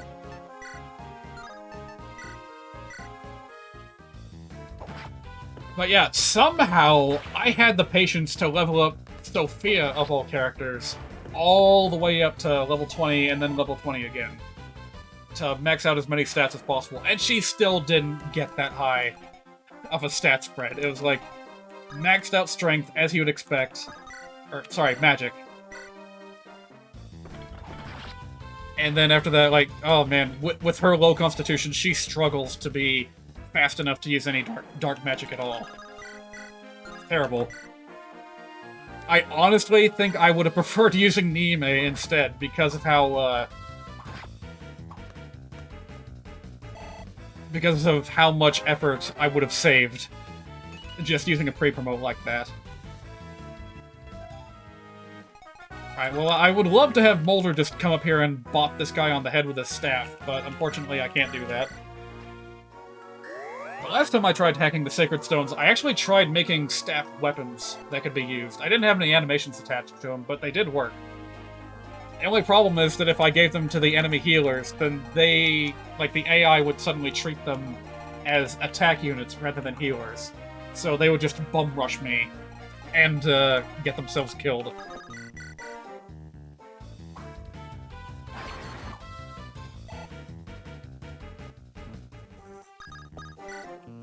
Feel bad for people that invested in Sophia. Yeah. But what can I say? I like her. I wanted to see her paired ending with Roy.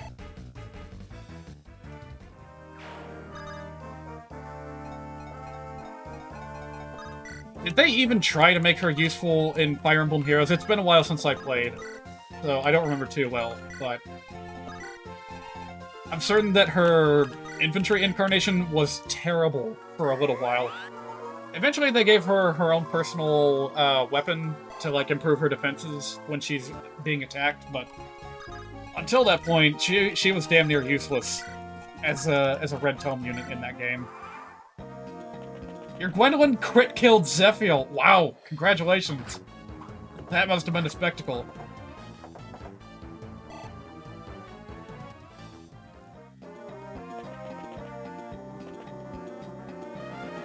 Oh no. I forgot I gave that to him, and I can't steal it back. Oh, shoot.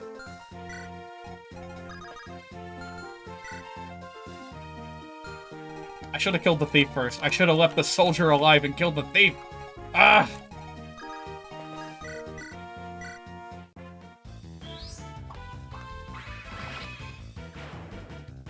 Correct me if I'm wrong, but when thieves steal items from chests, don't they become droppable? Why does that not happen when they steal from you?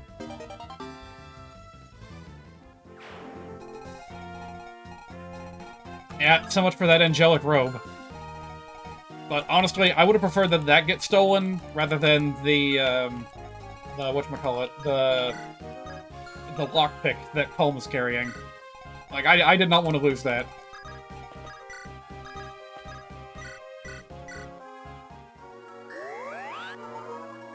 Rip 7 HP.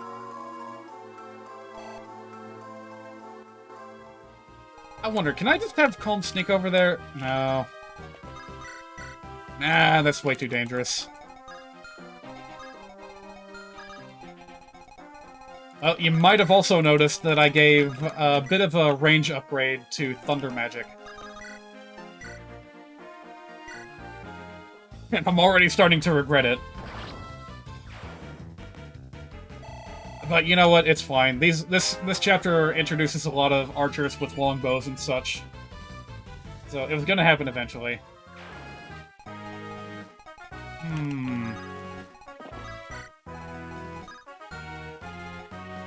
Gotta sleep in the morning. No, you gotta go to class in the morning, so you'll have to go to sleep. Alright, well, it's nice meeting you, Speak the Narrator. I hope you have a wonderful night, and I hope that your classes are not too difficult when you get up tomorrow. Yeah, I got this. This will actually probably be the last chapter that I do for tonight, because the ROMhack section carried on a little bit longer than I wanted it to. So once I got the throne and read through the next part of the story, I'll probably sign off here, get a snack, and then get ready for bed.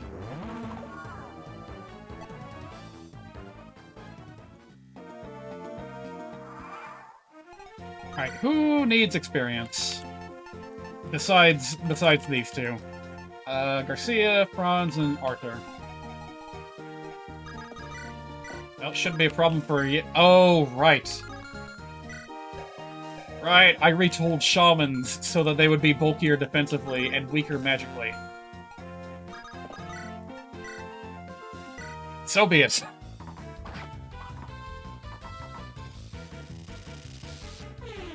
I mean, fair enough. I used to consider shaman enemies to be pretty weak, and now they're actually needing a bit of effort to take down, so I think that this is a welcome change.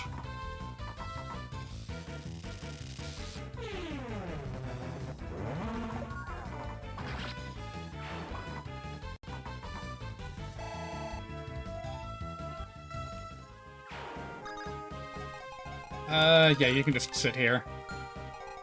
What have you got? You've got a short bow. That's a little bit different. That means that he can counterattack me if I engage him at close range. That flux seems to miss a lot. Yeah, that's dark magic for you. It's meant to be very powerful, but inaccurate. So it's like the axe of the magic weapon triangle. This guy somehow landed a hit with like a 40 or so % accuracy. Alright, Garcia, can you handle this? Yes, you can.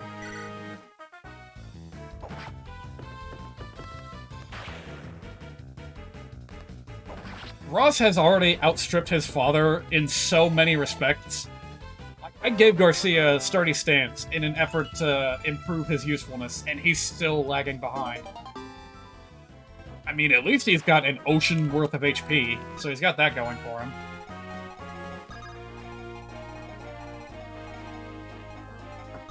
What's this? Anomutationum? Anomutationum's reviews went from mixed to mostly positive, and now very positive. Really?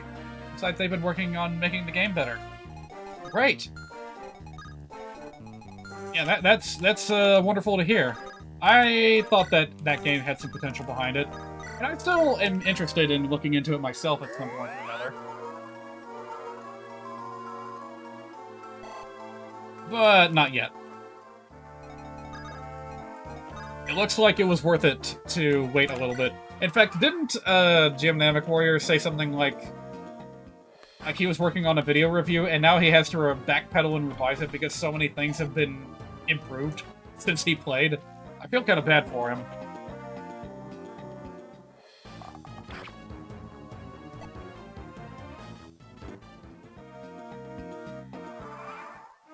Alright, let's see if this close combat thing works.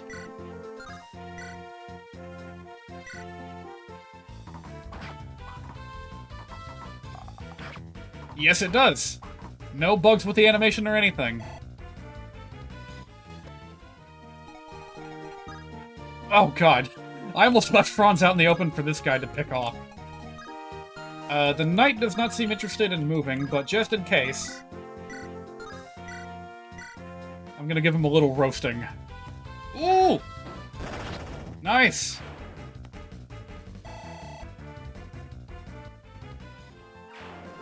Still gotta finish off that guy, though.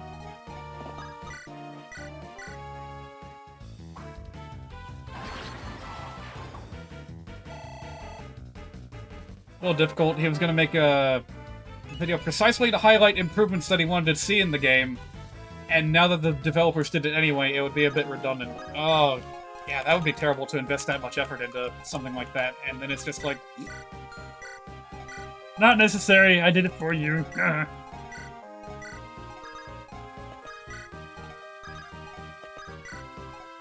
Yeah, hopefully he can still make something out of it with the footage that he's gathered.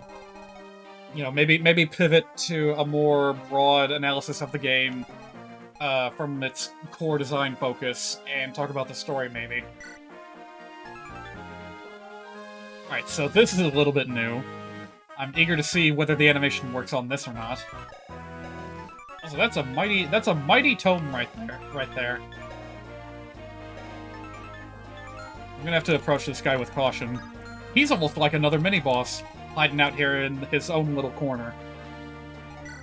Arthur, you've got the door key, so why don't you just go ahead and get over there and show him what's for. Oh yeah, now that I've done what I've done with the shaman enemies, they'll be more difficult to take down with regular weapons, but if you bring out light magic against them, then they're easy pickings. So, all is well.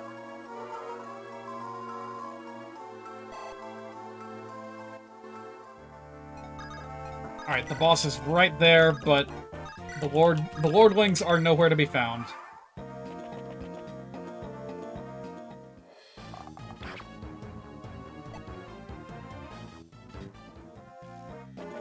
I'm gonna need one of them if I want to take him down.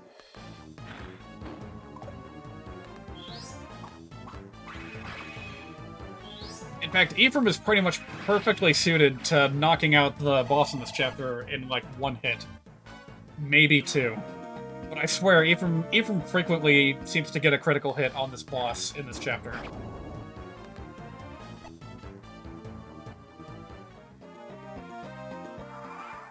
Alright, well, if you didn't see it before, here's Molder's unique skill being put into action. And that's so cool that the number displays over his head, too. For both parties being healed. That's just fantastic.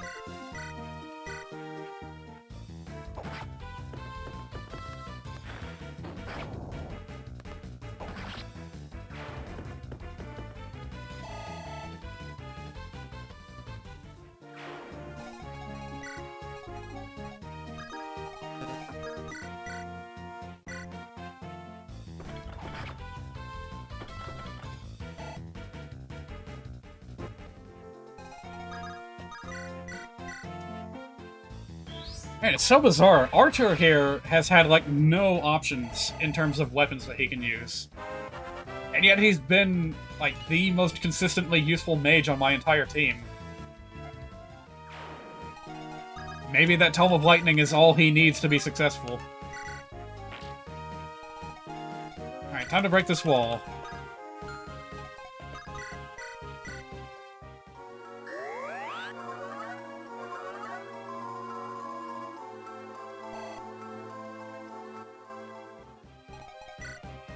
Fun fact, if you've never played this game before, if you've got a character that needs to catch up in weapon EXP, then a very easy way to get them to do that is by attacking walls. Bizarrely enough, it counts for the full amount of weapon EXP. So just bash into it a whole bunch, especially if you've got a weapon like a Devil Axe, and you'll see, you'll gain weapon levels real quick that way.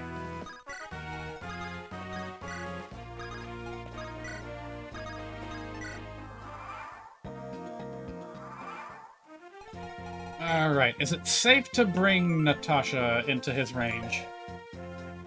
Yeah, he's got like a speed of 0. She'll be fine.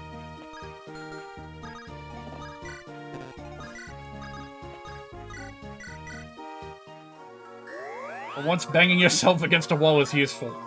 So I mentioned that Devil Axes are great for hitting walls with, so that you can both deal a lot of damage and get a lot of weapon experience, but bizarrely enough, I'm pretty sure there's still a chance for the Devil Axe to hit you instead, even when you're attacking an inanimate object. I don't understand how it works, it just happens that way.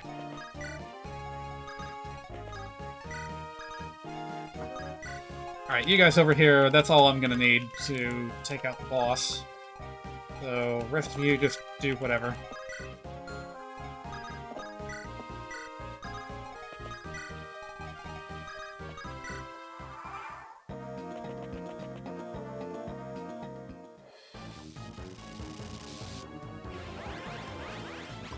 Yes, it works!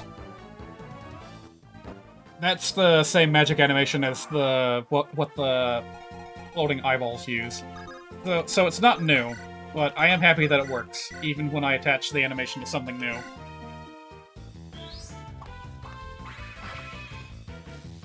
Also, its effect isn't even working, because it only works at a range of 1. So it's not as scary as it looks.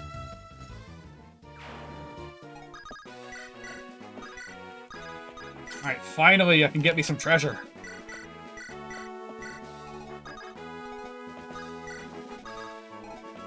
At that point, that's just axe recoil. You know what? Good point. Yeah, if you swing a hammer at, like, a steel wall hard enough, it's gonna hurt you more than it hurts the wall. Like in those cartoons where, you know, that exact scenario will happen, or like someone will slam into concrete or something, and they'll be like wobbling up and down.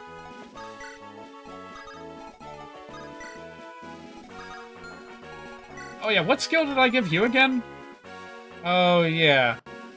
+6 resistance when being attacked. So even Lute, with all her magical might, cannot lay a scratch on him. Alright, well, I'm gonna wait another turn. We don't want to leave without our treasure.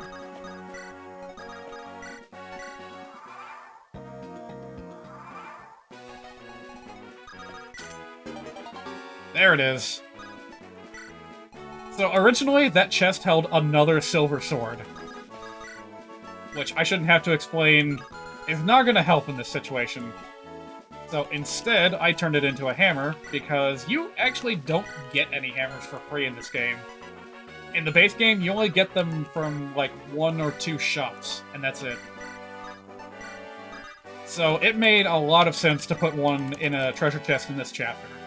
So now we can actually stand a chance of doing some major damage. Alright, Ephraim, you're up. My men were unable to finish the job, were they? It falls on me to show you my own special brand of power. By the way, new animation for the general! And it's working, and it looks great! That shield wasn't there before. Animation, however, is going to have to change.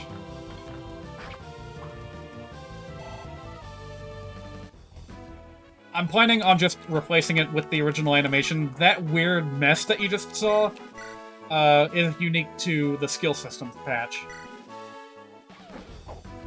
Nice! Very impressive. However, I expect you'll wish you'd died here on my steel. Lord Walter is not nearly as merciful as I. Alright, good job, Daddy-O. You earned it. And you got a point in magic. Okay. Alright, that's pretty much it. We're ready to end the chapter. The YouTuber who does deep dives on gaming animations, he would have mauled it if he saw that random scribble. Again, it wasn't there originally. It was the skill systems patch that put that there. And I guess they're not done yet. So maybe they will create a better animation over time later. But yeah, I do have plans to replace it sometime soon. Brother, I worried you, didn't I, Irica? And you as well, General? Not at all. We're happy you're safe. But tell me, Prince, do you know of Orson's treachery against you and all of Renee? Yes, though I learned of it all too late after we'd been trapped at Renvall. I still find it difficult to believe that after all his years of service to Renee, I am morally responsible for his plight. Ephraim. Ephraim? What is it, Mer? Something's coming. It's drawing near. Dark, big, and great in number. I understand. It looks like we should get out of here. Brother, this girl... Her hair is indigo. Where did... Ah, it's a long story. For now, we must move. Suffice to say, Emperor Regard has enlisted some otherworldly powers. We must warn everyone of the danger.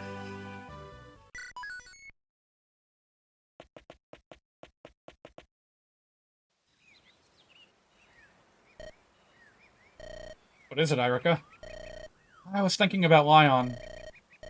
By the way, I swear that I've heard his name pronounced in Fire Emblem Heroes as Leon, and I don't agree with that one bit. He will always be Lion to me. For a few reasons. Last time we saw him was a year and a half ago. You're right. It was at Great Oak Keep. Has it really been only a year and a half?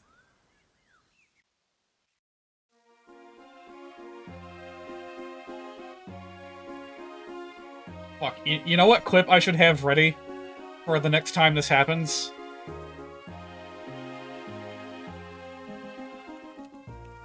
God, I wonder if I can find this, like, this very specific clip off the... at the drop of a hat. Nope. Alright, how about...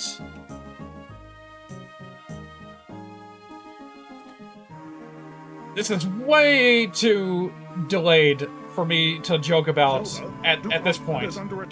Well, that kind of spoiled the surprise, didn't it? But yeah, I wanted to, I wanted to do this. Be like...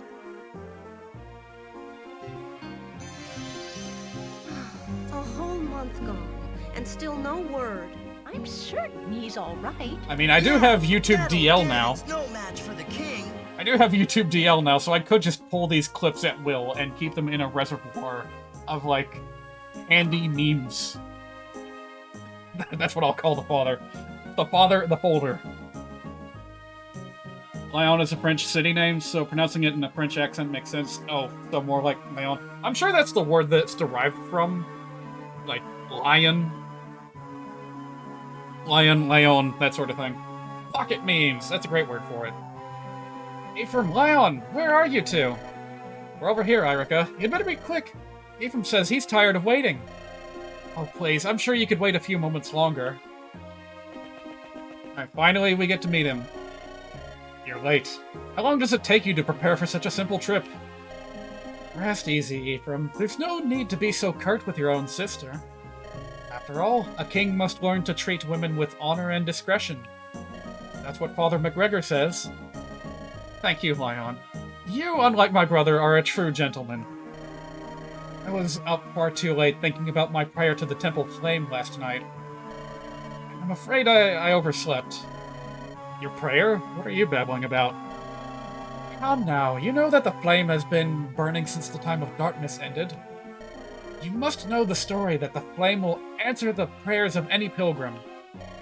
Really? I didn't know that. Oh, Ephraim. Father McGregor is going to scold you for neglecting your studies, so... Don't even joke about that. So tell us, what have you decided to pray for, Irika? It's a secret. I should have known. You're so boring. Well, how about you, Ephraim? Me? Let's see. I guess I'll pray to become a stronger fighter. That's just like you, Ephraim. Just like you indeed, brother. I can never tell if you're complimenting me or mocking me. Praising you, of course. Right, Irika? That's right. And you, Liam? What will you pray for? What? Me? I suppose all I really want is for all our people to be happy. That's very much like you. Very much so, Lion. Now I'm the one who cannot tell if he's being praised or... You're being praised as always, Lion. Tell me, why the sudden decision to visit the temple? Did my brother do something again? Listen, you. Oh no, it's not what Ephraim's done, it's what he hasn't done. He's learned nothing at all about the sacred stones and the temple flame, so... Father McGregor became angry. He said, one destined to become king and rule over a nation must know the history of his kingdom and respect the sacred stones. Ever since I came to Grado, my life has been chastisement and castigation. Father McGregor does not think me to be altogether too kingly. And yet General Dussel has nothing but praise for you, Ephraim. He says you're brave and true, that you've the makings of a great king. A great king?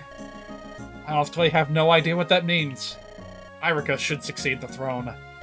I would be happy simply taking my lance and traveling the land as a mercenary. Ephraim, that is nothing but foolish, irresponsible romanticism. Do you realize how much your words would fill Father's heart with grief? Are we speaking of the same man? Our father will likely outlive us all. For now, I'm content just learning the lance from General Dussel. What about you, Lyon? Is there anything you want to do? Me? Well, I suppose I want to become like my father. You were born to be the Emperor of Grado, Lyon. It suits you. No, I don't think so. I'm not. One thing I do know from watching my father is that being Emperor is hard. Every day he answers the complaints of the people. He almost never sleeps. My father is always so very tired. I hope that I can help him. Lyon, you are so honorable. You should learn from him, brother. Again with your criticism. Tell me, Irika, what say you to dressing like me and becoming king in my stead? You're so skinny, I doubt anyone would notice you're not really a man. Ephraim. Wow, I can't believe we got a flat-chested joke in this game.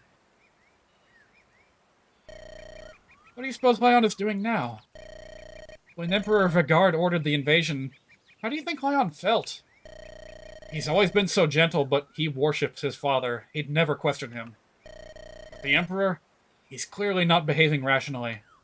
Just hope he's not so far gone that he'd hurt his own flesh and blood. I just pray for the day when the three of us can be together once again. It'll come, I have no doubt.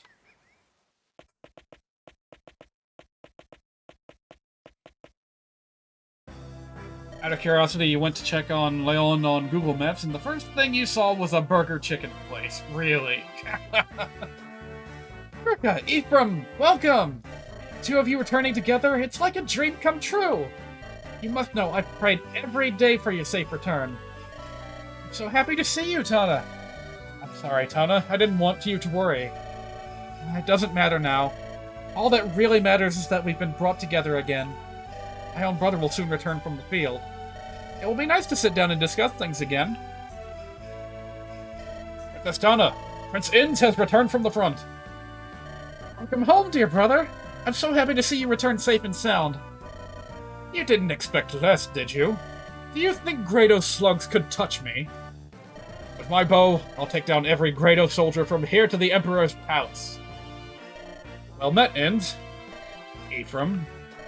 It's good to see you, Prince Inns. They say Renee has fallen. I believe I've warned you before. This happened because you provided Grado the opportunity to strike. Brother, mind your tongue! This is no occasion for such harsh words. Ephraim and Irika have lost their father to this terrible war. I'm sorry to hear of your father's death. Hear me, Ephraim. Our most important task is to defeat Grado and end this war. Oh, Inns. I'm sorry, Irika, Ephraim. It's alright. It's comforting to see that in all of this, at least he hasn't changed. Inns has hated me for as long as I can remember. My brother looks upon you as a rival, Ephraim. And as you know, he wants to be the best at everything. The best king, the best general, the best fighter, the best man. He won't allow himself to be beaten at anything. Tana, you talk too much. My father would like both of you to sit with him in a war council. Pretty sure it's supposed to be Ines. I'll try. It doesn't roll off the tongue well. For me, at least. Is that another French name, I wonder? Will you come with me to take part in your official audience? Yes, of course. There's much that I have to tell him. It'll be our honor to attend. This way. It does my heart good to see you all here safely within our castle walls. Would that we had more time for pleasantries, but let us hear your news. Lyon, Renee, Ines, lots of French here. I see. Very well, I will begin. I've directed the body of Frelia's army south to engage Grado directly. Our troops are proving themselves superior, and the battle progresses favorably. The riddle still needs answering. Why did Grado begin this war in the first place? Your Majesty, we may well have found something relating to that. We learned something on our travels, news that weighs heavily upon us. Ah, yes. Our messenger delivered your report to us a few days ago. Grado is trying to destroy the sacred stones. Is that it? Yes. We've strengthened the tower's defenses. Freylia's stone is safe for the time being. But we remain confused in this. What does Grado hope to achieve by destroying the sacred stones? We don't know. The legends say the stones protect us all from the power of darkness. I can't say it relates, but I have a story about Grado. It's been troubling me, and I would like to share it with you all. Myrrh, come here, please. Yes? Who's this girl? On her back. Wings? Ephraim, who is she? This is Myrrh. I met her while fighting in Grado territory. Myrrh, would you please tell everyone here the story you told me? Please, Ephraim, you tell them. She's a bit shy. Very well. Myrrh tells me she belongs to an ancient race of dragonfolk. They're mentioned in a few legends. They're called the tribe of the Manakete. Manakete? Yes, their name appears several times in the tale of the sacred stones. It says they were neither human nor demon, but a separate, aloof race. Please, Myrrh. We live in the east, in darkling woods. One day... Yes? We felt something. An ominous energy to the south. From the direction of Grado. They felt a force flowing out of the Grado Empire. Sala and I... what should I call him? Sala or Sela? I'll stick with the soft A. Sala and I, we went to investigate this energy, but on our way we came across a battle and were drawn into the conflict. Myrrh got lost and was wandering aimlessly in an isolated region near Grado's border. I met some wicked folk there. They deceived me and enchained me. They stole my dragonstone. They were preparing me for transport. It was in that moment when Ephraim arrived and rescued me. I stumbled across Myrrh by chance when Grado's men had ambushed us. Everything she told me seemed beyond belief, and yet when I saw her wings, what could I do but believe? This dark wave of energy still flows from the Southlands. Its current is strong and it runs deep. It has awakened the evil ones. I want to stop it. Your Majesty, I bring word. What is so urgent that you would interrupt a private council? The tower holding the sacred stone of Freylia. It's been destroyed by the Grado army. What? That's impossible. What of the soldiers on watch? There were supposed to be many. The enemy forces, they were led by Calyx the Tiger Eye and Selena Floorspar. Our soldiers fell before even half a day had passed. Selena Floorspar. Only General Dusula's higher in Emperor Regard's esteem. She's the one. She came personally. So they really do wish to see the sacred stones destroyed.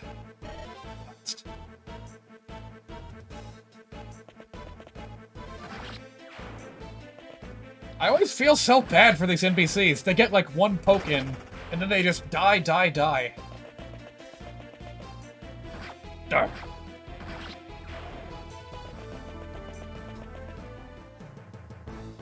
By the way, this is a cool preview for an optional map that you can go to later. So this hunk of rock is a sacred stone, eh? So much fuss over something so fragile as this. Watch, it crumbles so easily. Do we gain anything by this? Not that I care, but... Black-hearted fool! What have you done? With the stone's protection, the horrors will spread! What's this? Still breathing, are you? Come, if you've any last words, I'll hear them, fool of Freylia. You monster! You waste your last words on insults, and feeble ones at that. Hardly the right note to enter the Eternal on, wouldn't you say? Well then, die! Hold! What are you doing, Calyx? Our job was to destroy the sacred stone. I know that, and I crushed it, did I not? But if we don't clean up these Freylian curs, they might... You do not raise your blade to anyone who is powerless to resist you. The Emperor does not desire us to kill without cause. That would be murder. Right, the Emperor. Your name's Selena, ain't it? Tell me, Selena, what makes that pasty-faced old fool's word so important? Wretch, do you dare insult his Imperial Majesty? Hey, I'm joking, don't get so worked up. I get it now, you're a true and loyal soldier. I'm leaving before Freya sends reinforcements. Ding. His accent's getting a bit more twisted than it started. How could this happen? How could I have allowed our sacred stone to be destroyed? Dark energies from the Empire's capital. Evil monstrosities roaming our lands. The guards' mad invasion, and now this, the destruction of our sacred talisman. And we have no idea of Grado's goals. We are in dark times once again. But even so, we cannot sit here, wringing our hands. First, we must warn the nations that house the remaining sacred stones. If the guard seeks to destroy the stones, they are all in grave danger. Johanna and Ralston must be warned. The nations must join together to fight our common foe. Do you think they'll believe us? It is a difficult tale to believe, I must agree. I will go, Father. Edith? Direct visit from the Prince of Freya is not something they can ignore. I will travel to Johanna, where I will forge an alliance with their queen. If our sacred stone has been destroyed, then Freya could be in greater danger. Father, I cannot let you leave the nation in such a time of crisis. It is imperative that I be the one to go. I will head for Ralston. Erica, you know I can't let you put yourself in such danger. Rest easy, dear brother. I will journey to Ralston by ship across the North Sea. There will be no danger. And I have made a vow. I will fight as you have until the day Renee is liberated. I understand. King Hayden, I will take troops and march on the Imperial capital from the west. The west? Are you saying you will begin an assault on Grado from here? If we can take Grado Keep, the war will be over. The sacred stones will be safe. If we start here and press forward with all our might, and once you reach the capital, the Guards Generals will be there waiting for you. If they oppose us, we will fight. You've got your father's foolhardy courage, don't you? Very well. I entrust all our hope to you three. Inez, you will go to Johanna, Irica to Ralston, and Ephraim to the Imperial capital. Funding you will have, but of soldiers we have few to spare. For each of you, a difficult road awaits. If any of us meets with defeat, the battle will turn to Grado's favor. There must be no errors. We must not fail. Where I command, there are no mistakes. I have no doubts. I'll succeed, I swear it. Come, it is time to go. Woo, money! Farewell, brother. I will return. To be honest, I still do not want you to go. I would rather you wait here for my return. Please, Ephraim. I will be fine. There's no need for you to worry. Mine is the easiest task, and I'll be in no danger. I'm far more worried about your mission. Challenging the might of an empire with a handful of men? What's this now? Have you lost your faith in me? No, of course not. I know your true strength, Ephraim. No one can defeat you. Hearing you say that fills me with confidence. I think I know my own limitations. I won't overextend my reach. I can't die and leave you on your own, can I? Ephraim. Let us both survive to be reunited. Give me your word, Irica. You have it, brother. Oh boy, so it begins. So as to this, I'm gonna go ahead and make a quick save state. Because we're going to be doing both of their campaigns, side by side. The pattern I have in mind is to start with one, swap to the other, and then at the very end, I think I'm going to take control of Irica and have them reunite from her point of view. So we will start with Ephraim next time. And swap to Irica every other mission. And I think it'll work out. The most important thing I need here is 2 save files. Prince Ephraim! Is that you, Seth? I'm almost ready to depart. Leaving Irica in your care. Actually, my lord, we have the honor of riding with you. What? What about Irica? Princess informs me that she will be accompanied by a Freilian escort. She tells me she does not need a large retinue on such a small ship. I understand, but we must be prepared for anything. I will be fine, Sith. Please, go and attend Irica. Lord Ephraim, this is Lady Irica's wish. She implored us to lend our blades to you on the front lines. She spoke to each of us individually. She knelt before us and beseeched us to go. Her sincerity, her concern, we could not help but be moved by her plea. Oh, Irica. Very well, you will all come with me. But steel yourselves, this will not be an easy journey. I want only volunteers who are unafraid of meeting death. I will let the others know. I must tell you, my lord, they are already preparing to depart. They know the risks they are taking, and not a one will be deterred. Alright, there we go. You know what? I'll just go ahead and reset after this finishes, so that you guys can see the alternate scene that plays when I pick Irica. The Tower of Volney has appeared to the east of Castle Freya on the world map. Once held by Grado's troops, it has become host to a horde of dark creatures. Battling these monstrosities is a good way for units to gain strength. Try using the tower as a training area to gain extra experience. Be aware you cannot save your battle preparations for tower skirmishes. Once you clear a tower map, you'll have access to the next floor. Each floor is more difficult than the last, so come prepared. Dark creatures may also appear on other bases on the world map. To engage these demons in combat, simply place the cursor on their location and press the A button.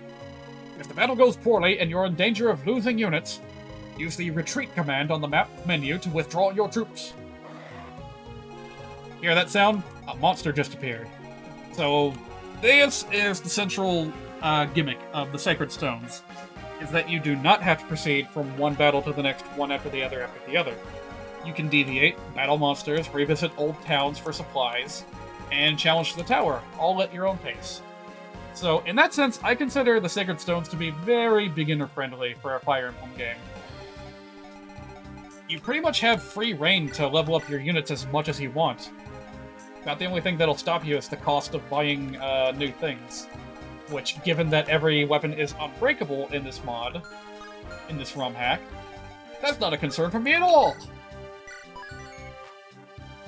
Alright, so let's go ahead and show off the other side of the equation. What happens when I pick Irica?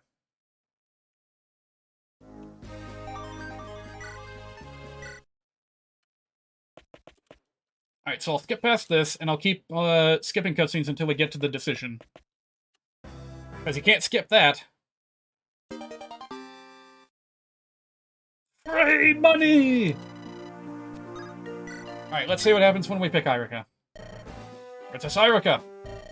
Is your departure time near? Yes. Kyle Ford, I'm traveling to Ralston. I ask that you two serve my brother well. Actually, there's been a slight change of plans. We're going with you, Your Highness. What? But... Prince Ephraim rides with Frelia's finest at his back. And this was a personal order from the prince himself.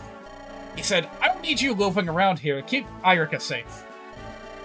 What is battling all of Grado loafing about? Honestly. You're right. My brother's mission is far more dangerous than mine. I will go and speak with him. Princess Irica. Prince Ephraim said he's not concerned for his own safety. These are the words our prince gave us, and we believe he means them. That's the truth of it. There's no cause for worry, Princess Irica. We can all attest to the prince's tenacity. No matter how close death comes, the pale horse will not catch him. Kyle Ford. I understand. Thank you for your service and your bravery. You are my brother's most trusted and most valiant companions. I would be honored to have you right at my side. The honor is ours. We ride for Renee and for Princess Irica. Let's not work ourselves into a frenzy right now. When the time comes, I will be there to handle things. Of course. I'm depending on both of you.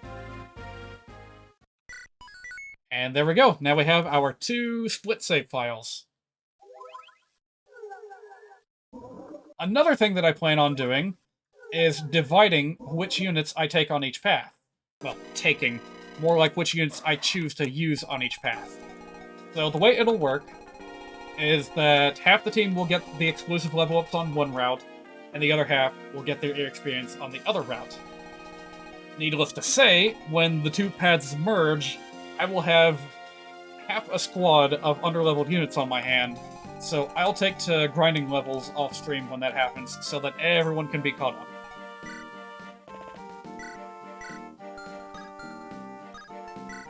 Alright, well that will just about do it for tonight. Thank you guys for joining me. Again, this will be posted to YouTube later with timestamps and all that fun stuff. Probably here in the next few days. I'll probably have this done by Friday. So, I'll see you guys on Saturday for another round of ROM hacking, and hope to see you then. Till then, have a great night, and keep cool, because we got a heat wave coming, and I don't like those.